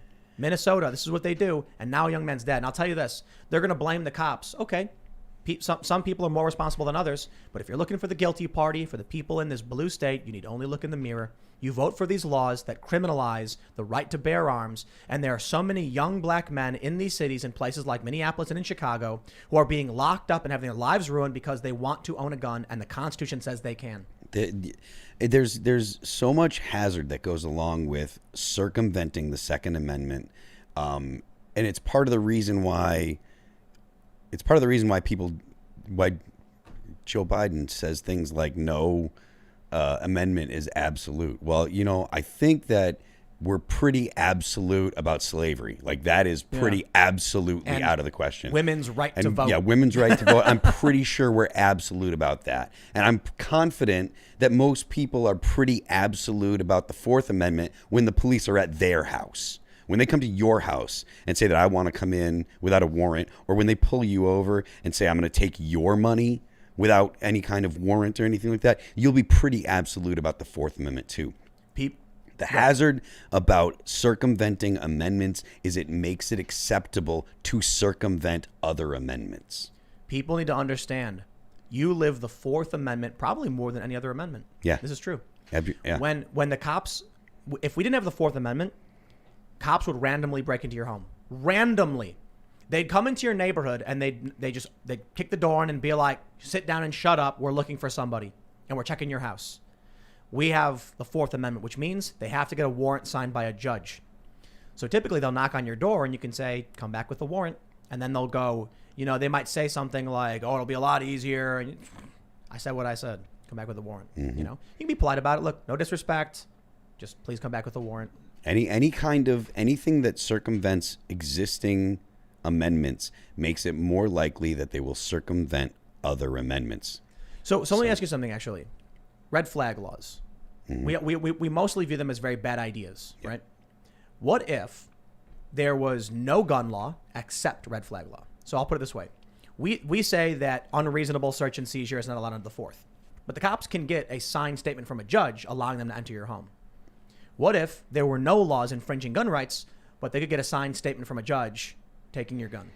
Temporarily for a health check or something. If it's a signed statement from a judge, I haven't put a lot of thought to this, so I could probably be swayed either way because I haven't honestly sat down and really mulled over the ramifications. So it's possible that I'm speaking and my opinion would change. But if there is a judge that signs the warrant that says that they're going to do that, I think that might be okay. That's how red flag laws work. It has to be a judge So signs the it? judge signs off on. Yeah, my understanding is maybe they're different. My understanding is red flag laws is they'll go to the judge and say, here's why we believe this to be true. This person's a threat. And the judge will say, okay, then you can temporarily. I don't like it because some states will have legal medical marijuana, or legal recreational marijuana, and the federal government's like it's a Schedule 1 narcotic. I'm signing the warrant. Go take his guns. Not And he's only like, that, "Dude." you can. One of the big things about red flags laws that are bad is the possibility of abuse. Your family member, you're getting into a fight with your girlfriend or your ex-wife, or calls the cops and says, "Oh, they did this," and blah blah blah. So the cops come and take your property, and so. I actually just today heard the story of a guy who left a bad review for his doctor and called his doctor angry about his pain not being managed after his surgery. His doctor went to the judge and made it happen. His guns got taken away. Zero due process. I mean, they're just so dangerous because, especially in society today, who's so quick to call the police on neighbors and stuff. The lower trust the society is, the more necessary the state becomes. And as communities get bigger and you have less interaction with people on a personal level, the less trust you will have in your communities. And so that means that you will end up with the police being called more frequently. I don't know. I don't know that I have a good answer for your question. It's just a thought because the Fourth Amendment, we're like, okay, well, if the judge says so, it's okay, right? Yeah, well, but people are like red flag laws, nah. So yeah, well, I don't know. So we got a good super chat here from Kurt Crystal. He says, Tim, I searched riots on Bing, and the top result was Minneapolis, and then Kenosha somehow. After that, definitions and encyclopedia listings.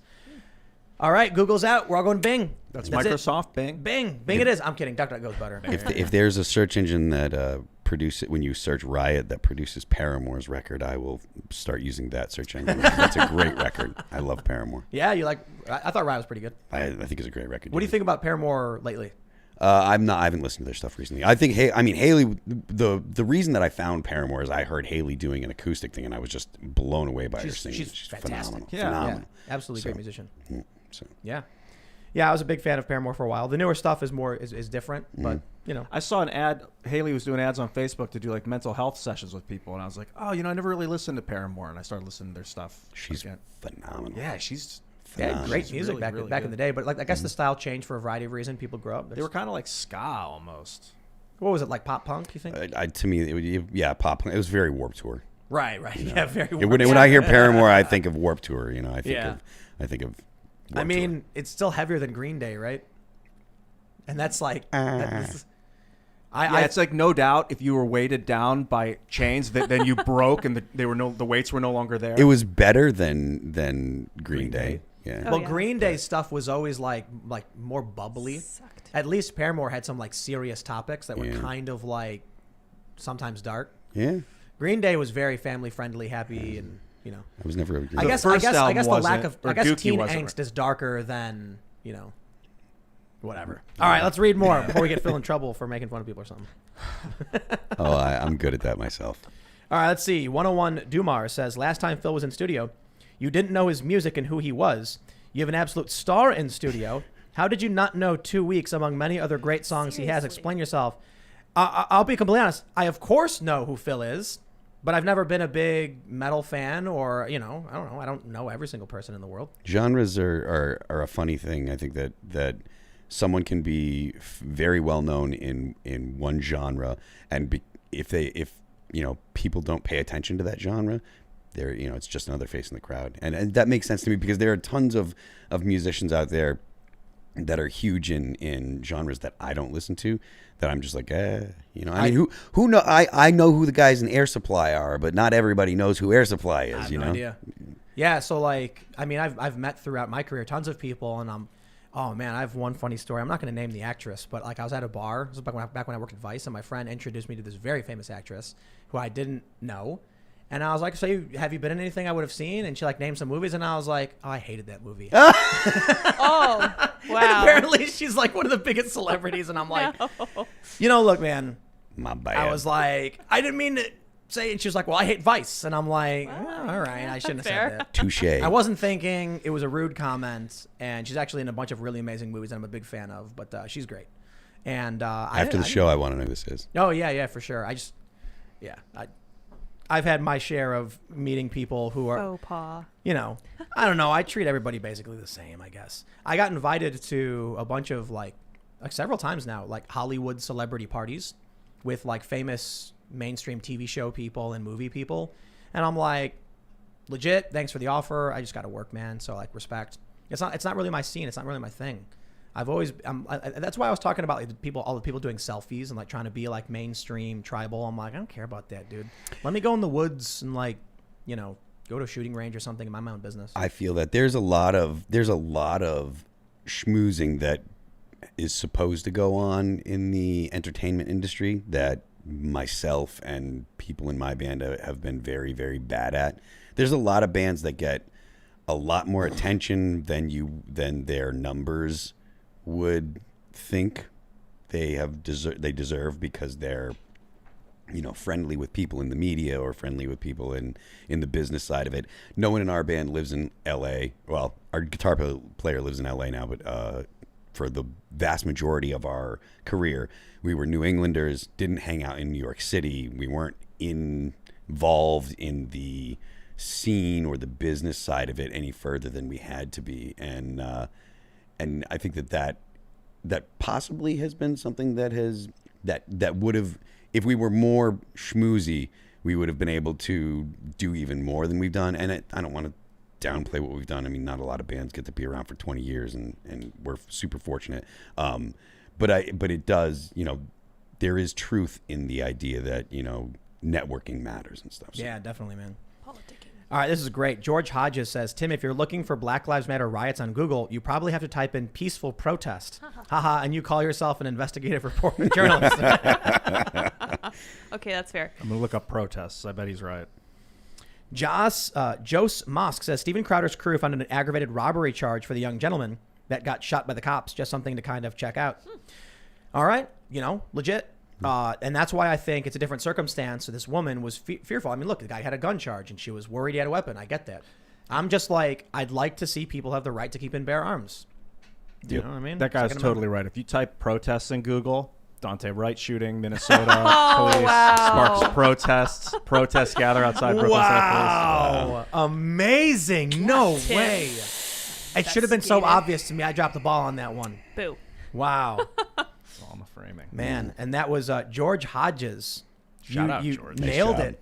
Nice job, I George. should have. But it's like a meme. I didn't is, think yeah. to actually type in peaceful protest. Sometimes it's right there, and you just you see can't through it believe like a it's screen. true. You type in peaceful protest, you're gonna get Minnesota. Was it you typed in peaceful? I just typed protests. Oh, okay. Let's find Too out. funny. Brilliant. All right, let's see. Come and Take Them says, Tim, myself and two others just finished a feature-length movie with Oscar, Emmy, and Grammy winners and nominees. We'll commit 10K to your production and would like to help. Please advise on how to discuss discreetly. Man, that's always tough. I suppose we need to set up an email for this, but we have spintheufo@gmail. Are Yeah, you able to I'll get that look to for you. that? And then cool. Yeah, I want to do short films. I want to do feature lengths, man. Granted, it'll be relatively low budget because you know what bums me out, man. I was talking about this thing on one of my videos today. A lot of these people on Substack, for instance, make like $1 million from writing their articles, and they get like 10,000 people to pay $10. And I'm like, man, why aren't these people doing more? Like, Glenn Greenwald leaves The Intercept. He made The Intercept. Start again, dude. Make a new site. Use those resources to bring more people on, expand. Make sure more good journalists are getting able to do that job. Well, I know I'll do it, but if I had like some of the money of these big celebrity dudes and these massive podcasts. You mentioned earlier how I think that the fact of the matter is, or part of the limitation is that quality people to work with are not as you don't come across them as frequently as you'd like to think, I suppose. It's like if you've got a lot of money to invest, that's one thing, but you need someone reliable and creative and, with a good work ethic that you can invest in. Yeah. Yep. And it's probably harder to come across than we wish that it was. I found the best people to work with are the people that truly believe in it, and they don't want the money. I mean, they'll take the money, and I force them to take the money, but you just got to speak to the soul. Like armbar force them. Yeah, I'll put it behind their back and press until they Physically. cry. Yeah, Nice. usually. All right, let's read some more of these. We got Megan Davis says, my guy and I love your show. And a couple weeks ago, we saw JP Sears Love at Visani. I told him that I heard on a previous cast you discussing his coming on the show. He said he would. Hope he reaches out. Keep up the good work. I hope he does Would too. love to have JP So Sears. busy. However, Okay. people who host shows, it's like, they've got a full-time job. They're hosting their own show. And it's harder when you have like a daily schedule or weekly schedule to like stop your production for someone else's show. But JP Sears is always invited. And there's a lot of people who do their own shows we'd love to have on. But I respect it, man. It's like, hey, stop doing your show. Do mine instead. That's harder to Come make out happen. for Sunday, JP, and hang out at the house, and then let's do a show Monday. That's a good idea. I like that. Yeah. All right, here we go. Tag and Bink was here, says, did you see that Jason Whitlock got locked for a tweet criticizing the BLM co-founder for buying those houses? Says that he's in Twitter jail because he won't delete it. Mad respect. BLM stands for Buy Large Mansion, right? Buy large mansions. Yeah. She bought one large mansion. She says 3 other regular. We didn't even Oh, talk okay. about that. Yeah, The founder of Black Lives Matter, Well, I don't. The trained a Marxist. a founder, yeah. bought Founder. 4 houses, Yeah. totaling like $2 million. Good for her. Like that. Yeah, good for her. It proves they're not Marxists. Checkmate, bigots. Yeah. Oh, snap. You're right. There you go. They can claim to be all they want. Next thing you know, she's going to Airbnb it and then be a landlord too. Oh, snap. There's a really funny article, I gotta admit, where it's like they're talking about this trend of TikTokers talking about they're calling it like rent hacking, where they're like, here's how you can live for free. And it's a woman, she's like, I bought a building, down payment 5%, and then I rented out the first and second floor, and now I don't pay rent. It's Yeah. like you're a landlord. Yeah, Like, that's not. what's rent hacking. That's actually one of the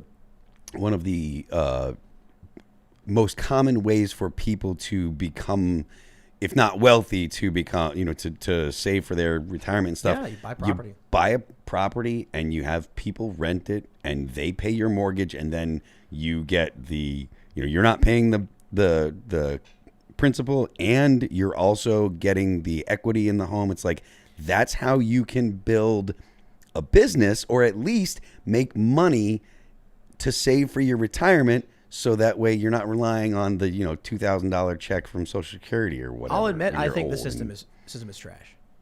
What system? The system we have in place in general, right? There's people. I remember that when I was buying my first house, it was very difficult, and they were like, "Oh, your credit history or your bank account or whatever." Sure. And I'm like, "My rent costs more than the mortgage, Yeah. dude. Like, I can pay for this." And they were like, "Well, we don't think so." That's the stupidest thing ever. Yeah. So there are people who can easily afford a $2,000 mortgage, right? Mm-hmm. And they're being told, you can't have this loan even though your rent is $2,250 in New York City. That's stupid. Yeah. Give them the loan, man. And the thing, I mean, that speaks to the way that our credit system works, and Right. the fact that the credit system doesn't just depend on if you pay your bills on time every month. It really does depend on if they're making money off of you. So it helps your credit to have some money that stays on a credit card. You'll get more points if they're actually, and that money that's on the credit card, the bank is making a profit off of the interest they charge you. So it's literally extorting you or you're literally paying to have a good credit history. It's not just about if you're paying your bills on time and stuff. So Credit system is whack. it is. It really So is. whack. It really is. So All right, Chris Rose, 1986 says, I live in Georgia and no one is wearing masks. They mask the kids. They make the kids wear masks going to school and like Walmart and government buildings. The government always F things up, and they will F up the chip. So that is a hard pass. And then we got Big Rig says, what happens if you need an MRI while having these microchips? Oops. Ooh, MRI will rip it out of your flesh, I suppose. right out. Yep. All right, let's see what we got here. Lance A says, longtime follower, I discovered a new crypto called Elongate. Elongate. That doesn't sound right. Let's see, a DeFi charity token that has donated $825K within a week. It's cool. partnering with Elon Musk brother soon too. Going to be the best real world crypto result. Growing fast. Check it out. Timcast crew. Love you guys. shill your coin, homie. Well, Elon shill your coin. Elon tweeted, if there's ever a scandal about me, I hope it's called Elongate. Elongate. Yeah. And then I tweeted, tax the rich and give all the money to Elon. I still love him. Yeah, he's great. That's hilarious. Give it all. Oh, what's this? Midnight Smoker says Jimmy Dore did an interview on the AOC California Highway Patrol incident a few days ago. Interesting. Jimmy's legit. I tweeted. Mad props. Mad respect for Jimmy. I tweeted out that link to the guy that was. So it was legit. Like someone criticized her. Podcaster. Yeah. Left-wing podcaster criticized her. Who was it? I don't know I don't recognize his name right offhand. He made like light comments about her support of Palestine, I think. Yeah. Wow. Cops at his door. Wow. Yeah. Straight up. No joke. AOC is a bad person. Yes. I called her evil. She's Donald Trump, just with boobies. She's worse than Trump. I so? think she's worse. I think Trump actually had some convictions. I don't think she does. Yeah, maybe. I think Trump She might have until she made a 6-figure. She got to Washington and was making 6 figures. Yeah. When it was like, listen, you play ball or you're out. She went, okay, I'll play ball. I'd rather look at her than Trump, though. I mean, yeah, that's fair. I don't know, man. Trump, those burgeoning muscles, that glorious golden face. I'll look at a Ben Garrison cartoon of Trump. Oh my gosh. Before I look at Trump. What is that? Hilarious. Well, it's funny because the left would draw Trump as this like hunched over, morbidly obese Small with tiny hands. yeah. And Ben Garrison's him's upright, 6 foot, His hair is whatever, like- and super tall and the left glowing. when the left draws Trump, it's essentially Oswald Copperpot from Batman 2, but without the pointy nose and with blonde hair. That's the way the left sees Donald Trump. Pretty much, yeah. Oswald Copperpot. Cobblepot. Cobblepot. That's the penguin. Yeah. All right, let's see. Edge of the South says, sometimes it's best to keep computers completely offline, especially ones that contain sensitive info or control processes that could cause death or bodily harm if hacked. If the computer is your brain, you definitely should keep it offline. Got to air gap that brain. I mean, fair enough, but no. What if you get a brain virus? As in a computer virus in your brain? Yeah.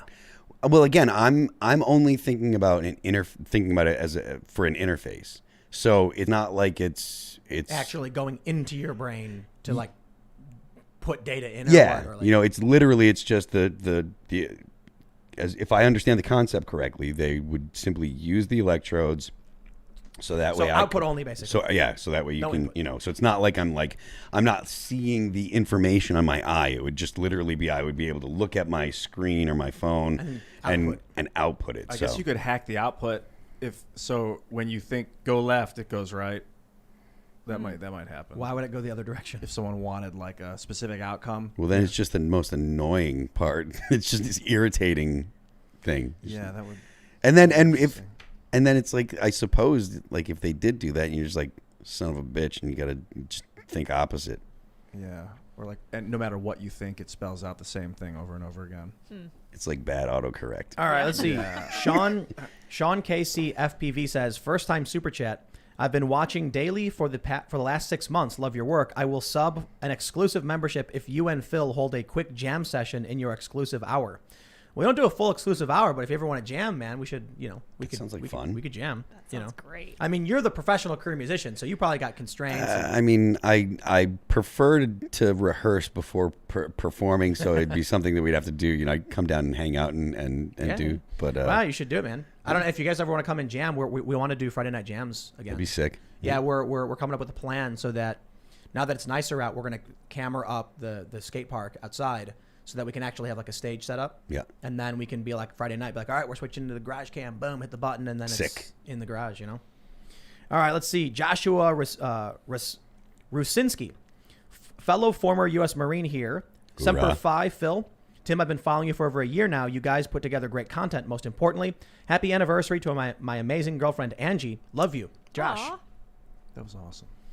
Dad teaches, and words to my son says, can Smeagol say their pronouns? Bun self wants it. You have a very good Schmeagol. Yeah. It's a really good I gotta impression. be honest, man. I hear like everyone always says I do a good impersonation of no matter who I'm doing it of. That one is good. Who was it?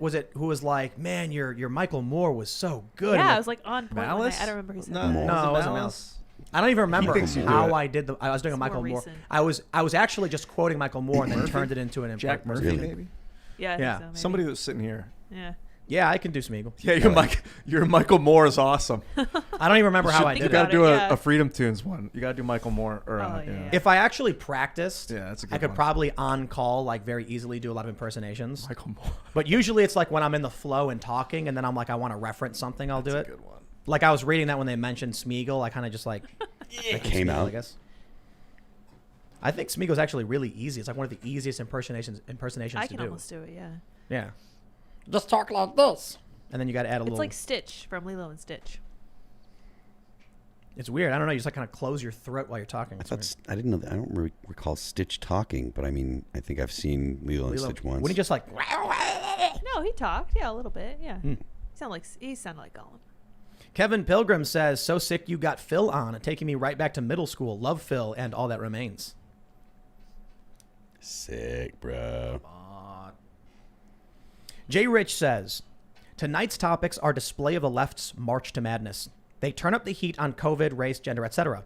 What you laugh about today becomes policy tomorrow. Where do you all draw the line, or will you stay in the pot until you're slowly cooked? We're out in the middle of nowhere, like in the mountains.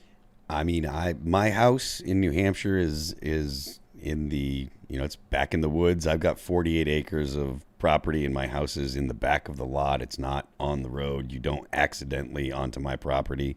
And I got an apartment in Texas that I've been staying in that I'll be there for a while in case of Article 5. I will draw the line with pronouns. If you ask me to call you a pronoun, I might. And that's up to me because I have the right to free speech. That's a good point. Yves D says, Semper Fi Phil. Tim, Hoorah. when will we start having barbecues and hangouts at the Gorilla Ranch, aka your house? Yes. Well, we were calling it Cast Castle passively, but maybe Gorilla Ranch is better. I like that better. Gorilla The Ranch. Gorilla Ranch. What has Alex Jones done to my house? Yes. Alex Jones has done nothing wrong. Isn't it scary? Isn't it scary how a lot of the things that Alex Jones we thought were silly, crazy Alex Jones rants are like, wait a minute, why are you making Alex Jones correct? Stop doing Please that. stop. That's making me feel uncomfortable. When Joe Rogan was like, dude, we owe that guy an apology. Like, he was talking about the Epstein stuff. His dad Yeah. was like super secret program guy, so he grew up at the kitchen table hearing like, Navy secrets and stuff. I mean, Of course, they're gonna make him look stop crazy. making Alex Jones right, Yes, that needs to be a please, t-shirt. world. All right, we'll do a couple more because we went a little bit over. But we have Eraserhead says, Phil, please introduce Tim to Andrew Wilco. I've listened to your interviews on the Wilco Majority for years, and I would love to hear Tim have a conversation with him. Love you, based Beanie Bros. I'm not familiar with who that is. Andrew does a show on XM Patriot. He's a friend, and he's a conservative, libertarian-minded conservative. He's definitely more conservative than I am. I mean, I'm very, very libertarian. I'm open borders libertarian generally. If we can end the welfare state, then I would be down with open borders. Okay. And Andrew's more conservative than I am, but yeah, he's a great guy. He's really, really nice. We get along. He's into metal. He comes out to shows when we play at Starland Ballroom and stuff like that. Oh, So cool. he's a good dude. Zeke Weiss says, Phil, my sister Ray used to work merch for you guys. She was devastated when she found out about Ali's death. She saw him and the rest of you as good friends. She is doing fine. Hope the same for the band. I hope she's doing well. And All right. we were all pretty devastated when we found out about Ali. So we'll just do one more here. Matthew Conley says, sorry, Phil, I'm more of a disturbed guy with music. Even though their lead singer is libertarian, you're the one spreading their message outside their music. That's right. I mean, it's probably not exactly a great idea because people that strongly disagree tend to have a strong reaction, and the metal media is like the rest of the media. Really? Oh yeah, Sad. very, So very, sad. very. Some of the most influential blogs are dudes with sickles and hammers in their Woke names. metal. It's That seems so weird to me. it is weird, but yeah. So I take a lot of heat in the metal blogs because of it, because of my, I am a principled libertarian that generally a principled libertarian that it is not afraid to say, look, people should be free. The government's too big. Dropping bombs on poor people in other countries is bad. And for some reason, I thought that these wouldn't be all that controversial of takes, but apparently they are, you know. It's weird times, man. It is. And don't forget to add Second Amendment. Yeah, Shall you not know, be I mean, infringed. Moulin Levee, you know, There you right go. on my Yeah. arm. So, Ladies and gentlemen, thank you so much for hanging out. If you haven't already, give us a good like, smash that like button, subscribe, because I think we're on the verge of breaking 1 million subscribers, and with your help, we will accomplish that. So love y'all, and seriously, thanks for being on this journey and helping us grow to the point we are. Go to timcast.com, become a member. We're going to have a members-only exclusive episode coming up, maybe a little bit after 11 now, because we've gone a little bit over. But we'll be talking about some stuff about Article 5, Convention of States, what that means, and I think it might, it'll get interesting. It'll get very interesting. So again, subscribe, hit the notification bell, hit that like button. You can follow me on all social media platforms at Timcast. My other YouTube channels are youtube.com/Timcast and youtube.com/TimcastNews. This show is live Monday through Friday at 8 p.m. So leave us a good review if you're listening on iTunes or Spotify, because that really, or any podcast platform, it really does help. And Phil, you want to shout anything out? yeah, I am Phil That Remains on Twitter, on Twitch. I stream Monday, Tuesday, Thursday, Friday, sing All That Remains songs. If you want to support, you can support me on Patreon, patreon.com/Phil That Remains. Shout out to my friends at Brownells. If you guys are looking for firearms, accessories, and stuff, check out my affiliate link, Brownells, at Brownells. Yeah, if you want to find me on the internet, mine's Phil That Remains. Basically anywhere, Phil That Remains. That's me. Yeah, you guys can follow me at iancrossland.net, at Ian Crossland on pretty much every social media platform that there is. And Phil, awesome as always. Cheers. And as for me, I am Sour Patch Lids on Twitter. And today I received the greatest news of my life, and that is that in just a short while, I will have more followers than Sour Patch Kids has on Twitter. I know, I was really Bangin'. excited. So please go and follow me at Sour Patch Lids on Twitter. We will see you all over at timcast.com with an exclusive members-only segment with Phil. Thanks for hanging out. We'll see y'all there. Bye, guys.